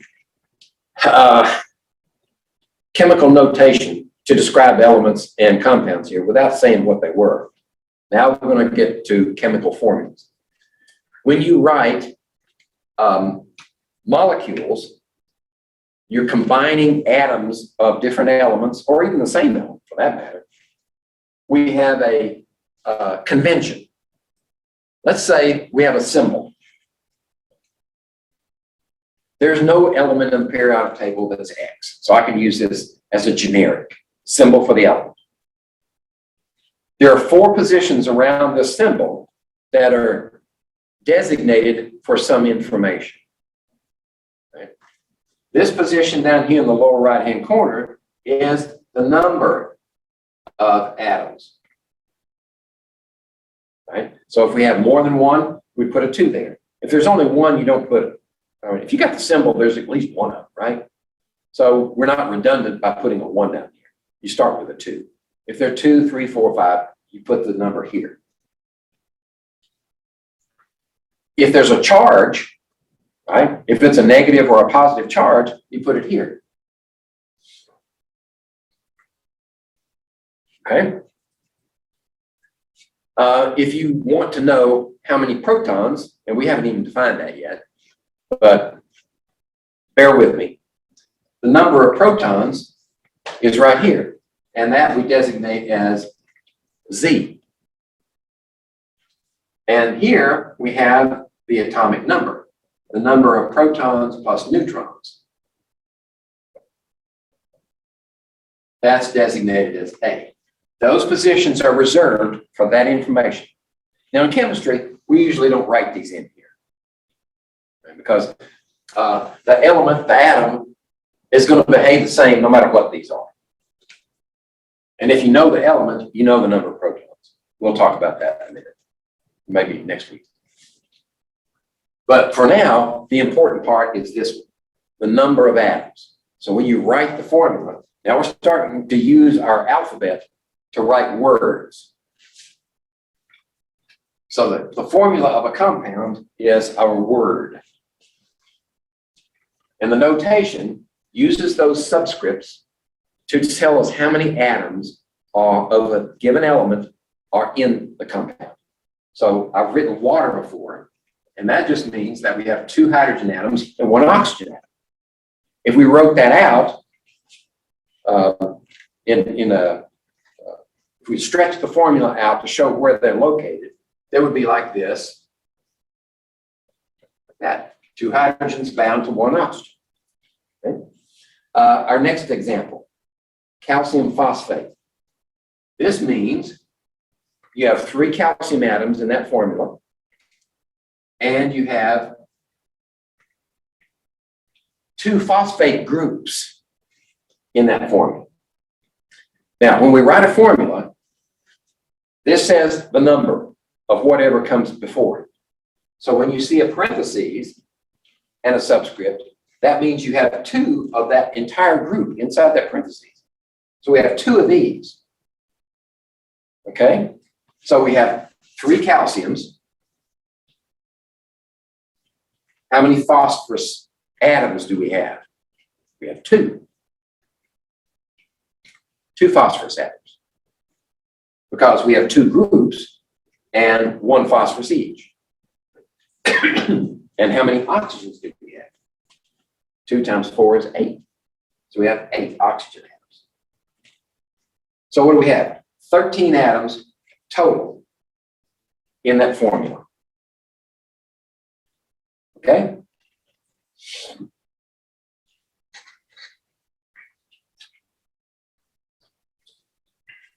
So once you learn, that's why it's so important for you to learn those symbols. It's basic knowledge. If you don't know the alphabet, you can't write the words. It's just like going back to grade school. You know, got to learn your ABCs. Except instead of, 26 letters, you have to learn about 60. But they have different meanings. Okay. How many atoms of each element are present in this one? Okay. H2SO4. So we have 2 hydrogens, we have 1 sulfur, and 4 hydrogens, oxygens. So we have 8. 2 hydrogens, 1 sulfur, and 4 oxygens. In this one, we have 2 irons, we have 3 carbons, and 9 oxygens. Okay? This is important to know how to count these, because eventually we're going to say, how much does that molecule weigh? And if the weight is determined by how many of each element you have, you got to be able to count how many there are. Because if one weighs this amount, then 9 are going to weigh 9 times that much. Okay. Chemical formulas consist of what? Symbols of each element in a compound? Yeah. Symbols of each element in a compound with all letters in lower, no, not all letters in lowercase, and not all letters in capitalized, right? So A and B are false. Symbols of each element in a compound with numerical subscripts, right, to indicate the number of each element, and symbols of each element. C is the best answer. That's another thing. When you're taking a lot of my questions, like most of them are multiple choice. So you may come to a point where you have to make a decision. Right? between A and C or B and D or whatever. Always pick the best answer. If it's not obvious which one is the right answer, pick the best one. There we go. That's the best definition for the chemical formula. So concept question 1, that means we're almost at the end. Let's see. I'm doing on time. I always put the thing here. We'll go to 1 o'clock, 12:45. Okay, we're good. We'll have a little bit of time to talk about labs too. An electrical current is applied to 50 milliliters of water. After a period of time, there's nothing left in the container because if you run an electrical current through water, in the first place, it's kind of difficult because water is an electrical insulator. People think of water as a conductor because they tell you, don't stand in a puddle of water in a lightning storm. And that's good advice. But water is an insulator, electrical insulator at low voltage. But it can be a conductor at high voltage. The key is, are there ions there to carry the current? So pure water has no significant number of ions to carry the current. So it's an insulator. But if a lightning bolt strikes, there's enough voltage there to ionize the water, and now you have a pathway for the current to flow through you into the ground or into the puddle. Okay, so what can we conclude from the fact that if we pass an electric current through 50 milliliters of water, and we assume that if we could do that, then it must be made conducting. After a period of time, there's none left. A physical change occurs resulting in the formation of gas.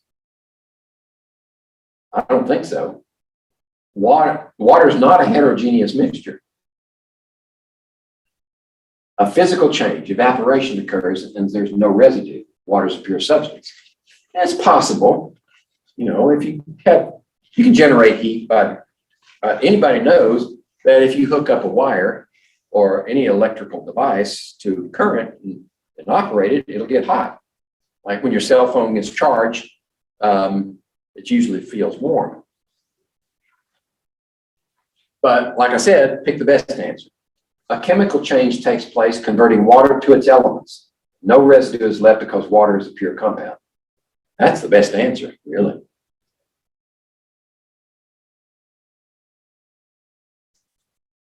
I used to have a device. I taught high school for a year. That was enough. And I used to have a device that you would put electrical current would flow from one electrode through the water, and you would have a device. It was an inverted tube, a U-tube, with two stopcocks at the top. And you would submerge it in water and run direct current through it. One positive electrode, one negative. And oxygen would form at one electrode, hydrogen would form at the other. And they would bubble up to the top, and you could catch them at the top. And if you caught one of them that was oxygen, you thought it was oxygen, you take a glowing splint, you know, light a splint and then blow it out so it's just glowing. Stick it in the oxygen and flare up. But if you took that same glowing splint and stuck it in the one with the hydrogen, it would pop. Because in the presence of oxygen, hydrogen and oxygen react, and they violently, and it would make that popping sound. But that was what was going on here, and over time, the amount of water in the device would decrease because you were taking that pure water, splitting it into hydrogen and oxygen by a chemical change, and producing two new substances, oxygen and hydrogen. One other word about that chart. You'll notice also in the chart that there are some blue highlighted elements. Those blue highlighted elements represent diatomic elements. Those gases at room temperature and 1 atmosphere pressure will exist as diatomics. right? So the symbol for hydrogen is H. But at room temperature and 1 atmosphere pressure, it always exists as a pure substance when it is as a diatomic element. That's what that blue highlight means. And any of those that are blue are diatomic. So nitrogen is on there, oxygen is there, fluorine is there, chlorine is there, bromine is there, and iodine is there. They're all diatomic. And you'll notice on that periodic chart, hydrogen's off by itself, right? Let's see. Here it is over here. But over here, the other diatomics form an inverted L. So those, when you're learning the symbols, that's fine. But also for later, you need to know that they're all diatomic as well. Now, why do I emphasize that? Because when we start writing chemical reactions, if you're given a chemical reaction in a word problem, and you say, hydrogen reacts with oxygen to produce water. Hydrogen reacts with oxygen to produce water. That's wrong, because hydrogen is diatomic and oxygen is diatomic. If you don't know that, then you will interpret that word problem incorrectly. So you need to know those diatomics as well. All right, let's see, there's probably one more. You're given 2 cylinders, each containing a gas, and to test the flammability of each gas, you discover that one gas is very flammable, but the other gas extinguishes the flame.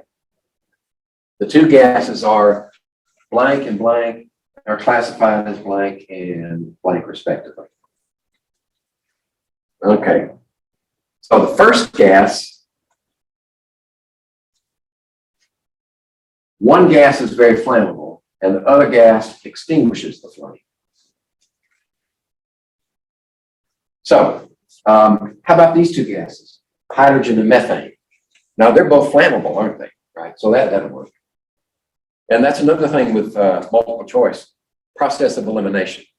Right? You can save yourself a lot of time if you look at the conditions and say, well, that one can't be, that one can't be. So now you're down to a choice of 2 or 3. How about hydrogen and carbon dioxide? Well, that's possible. Carbon dioxide extinguishes flames. That's why they put it in fire extinguishers. Neon is not flammable. Hydrogen is flammable, but oxygen is not flammable. It supports flame, but it's not flammable on its own. Right? So based upon those 2 things, we could say that hydrogen and carbon dioxide fit. Hydrogen, carbon dioxide, classified as blank and blank respectively. Diatomic hydrogen and heteroatomic carbon dioxide. That's the best answer right there. So, one of the fringe benefits of learning chemistry, or learning any of the sciences, as a matter of fact, is clarity of thought. People who have never been introduced to the sciences and have never been required to think clearly generally don't think clearly. I mean, you might get creative writing out of them, right? But their creative writing is just completely ludicrous. It might sound good, it might create interesting stories, but the most interesting stories for me are those that are written by scientists, because they're innately constrained by reality. And when they deviate from reality, they do so from a position of logic and reasoned thinking. I'm thinking in particular of Isaac Asimov. If you've read any of his books, he was a biochemist who wrote novels. He wrote one particular group of novels called Foundation novels. And they had some fantastic stuff in them, right? Science fiction. but a lot of it was based on reality. All right, so that's my soapbox for now. And we're done with chapter 1. Okay, let's see.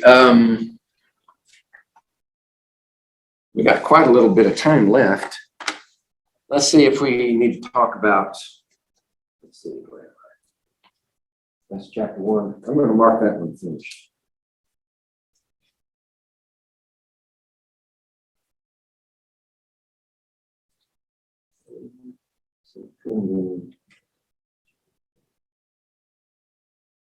Okay.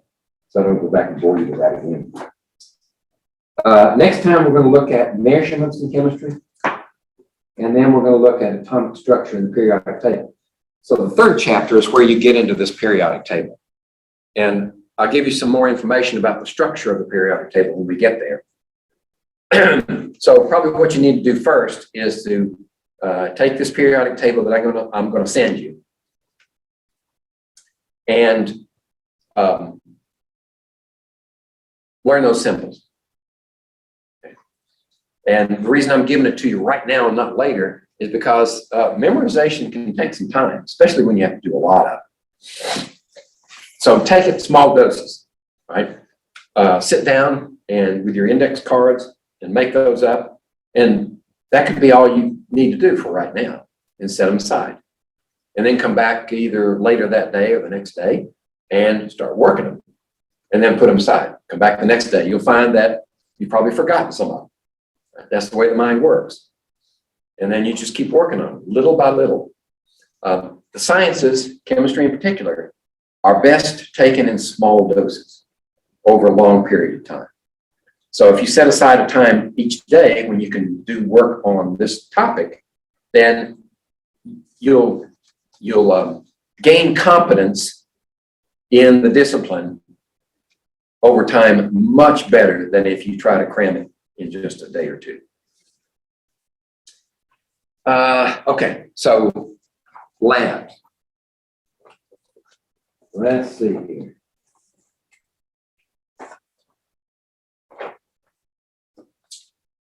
Safety.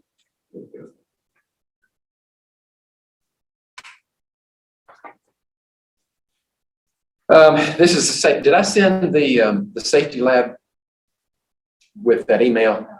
I don't believe so, so I need to send this one to you also, so you can be studying this one.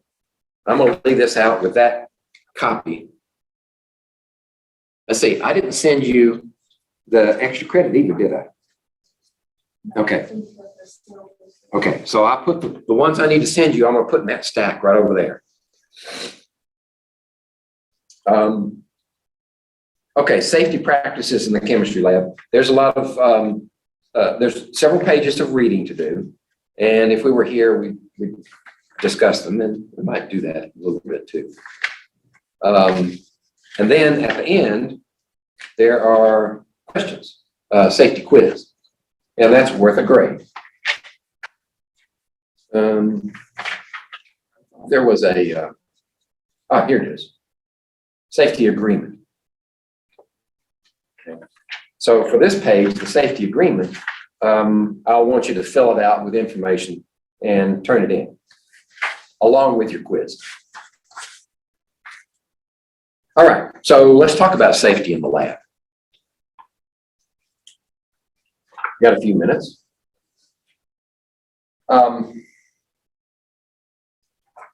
Like I said before, your best defense against accidents in the lab is preparation. If you know what's going to happen, if you have an expectation for what should happen, right? Maybe you're expecting some violent reaction, right?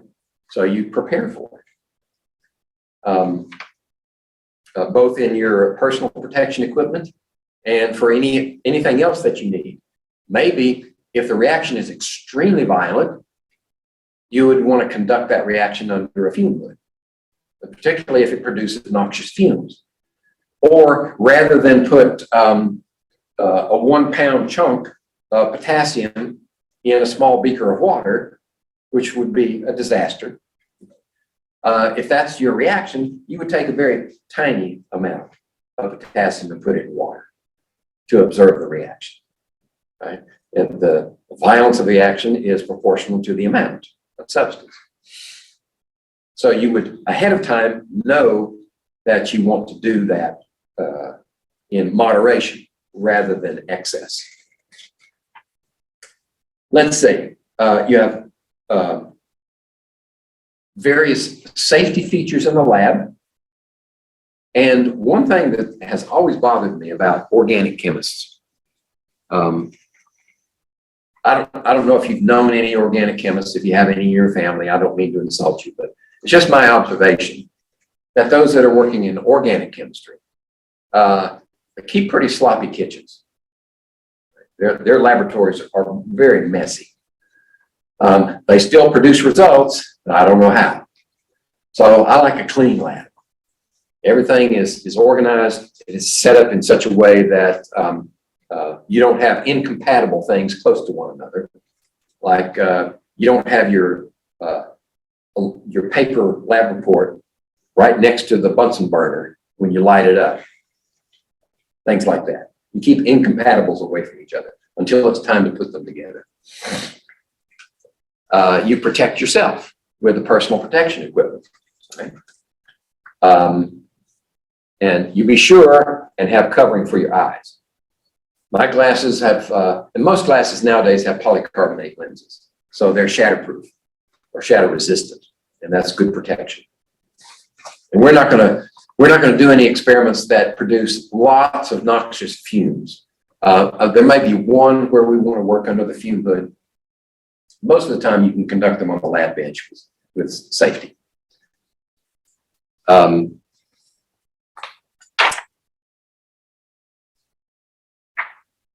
We need to know, and when we go in the lab next week, I'll point out safety features in the lab.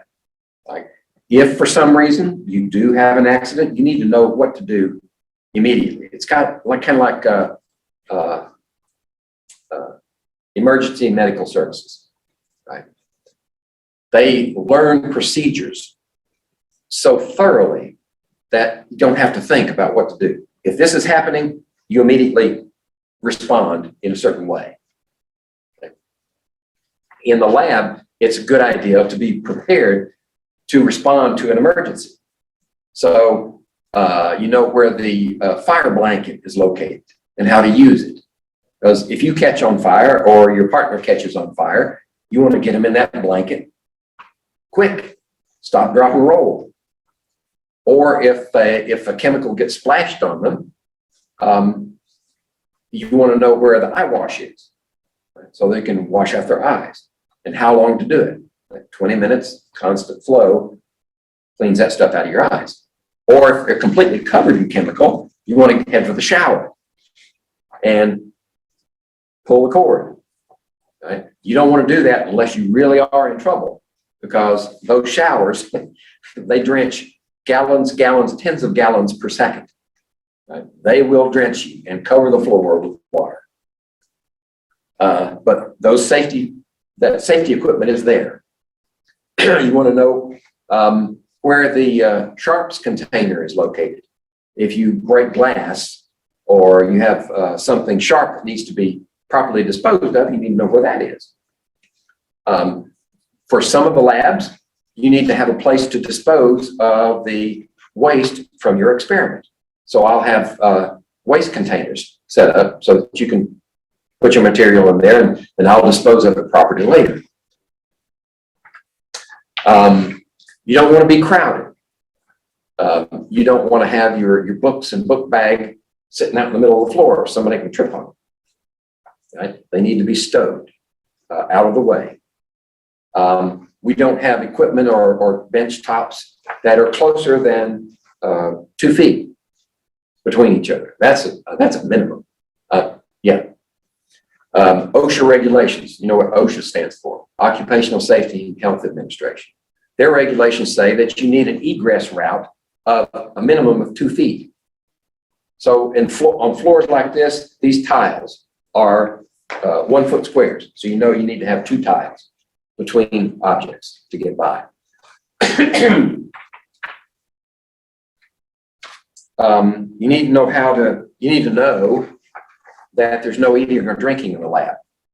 Now, we modify that somewhat because there's teaching going on in the lab too.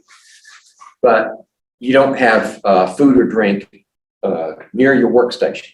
So what I do is I take since I'm doing a lot of talking, I need to have a drink with me. I put it up on the teaching bench near the blackboard at the front of the lab. And if you have some, you can put it up there too, because there's no chemistry going on up there. Then if you need to get a drink, come to the front of the lab and take a sip. Let's see. Keep things clean at all times. Right? When you finish a lab, clean up your station, put everything away.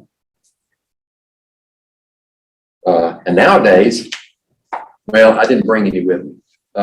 When we were deep in the COVID panic, I had little bottles of 70% isopropanol spray bottles available for all the stations, and you just spray down your location.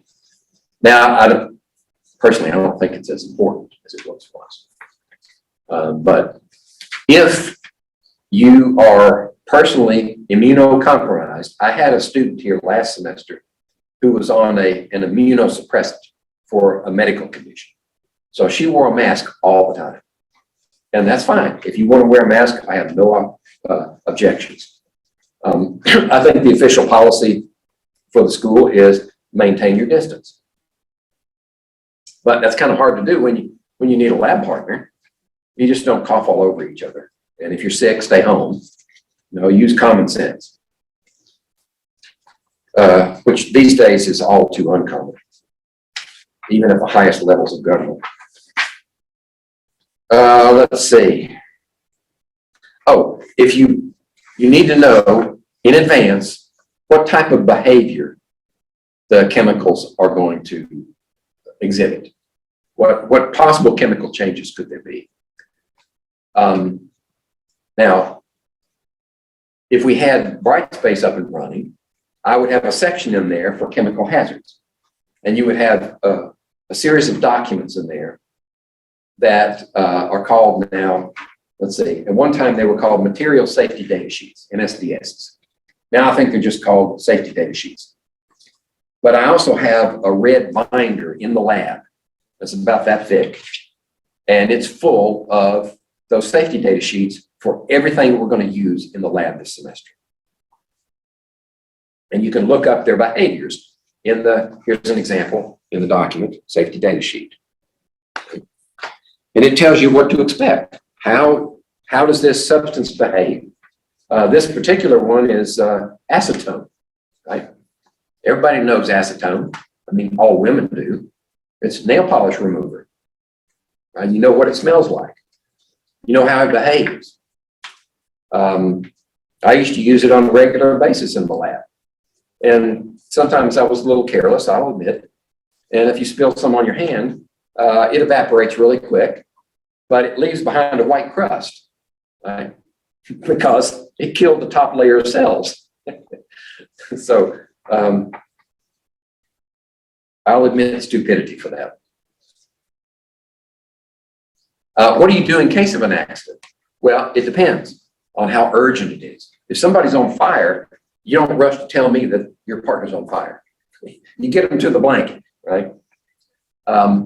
If somebody accidentally cuts themselves, if it's just a superficial cut, then you show it to me and we'll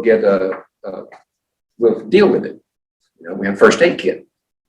If it's a deep cut, you apply direct pressure first, right?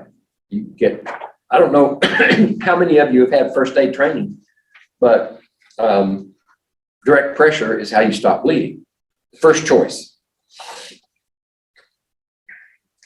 If it's more serious than that, then I need to intervene. Okay.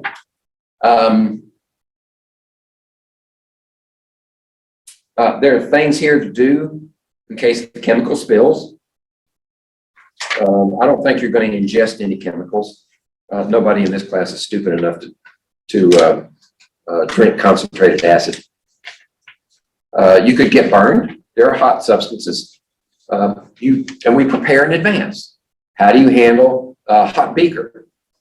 Right? We have big tongs. Put around the beaker. You can move it.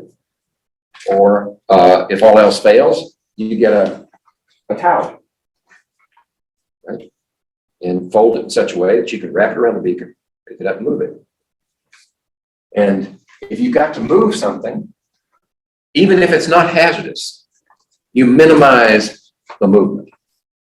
In other words, if it has to be suspended, you suspend it as little as possible. In other words, you don't walk from the balance with something all the way back to your lab bench like that. You take your stuff to the balance, work on it, and contain it, and then you carry that back to the bench. And at any time, if you have questions, ask me. That's what I'm there for. How best to deal with this situation. Okay. So the chemistry lab safety agreement has 15 items here, and they're the top items that you need to be aware of and agree to, and then you sign a date at the bottom. And then you have the lab quiz. Now this one doesn't have points assigned, but I usually have points. Let's see. Just a second.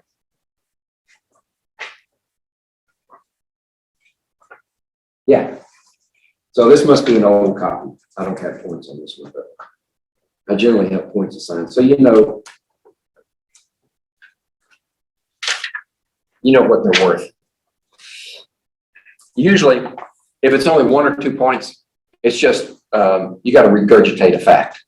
Right? If you actually have to do some thinking, or if there's multi-step, then there are probably more points assigned. Because we're not aiming for, although memorization is required, right? Can't avoid that. What we really want to engender in our students is the ability to think critically about the world around you. Because the skills that you learn in science courses are not confined to sciences only.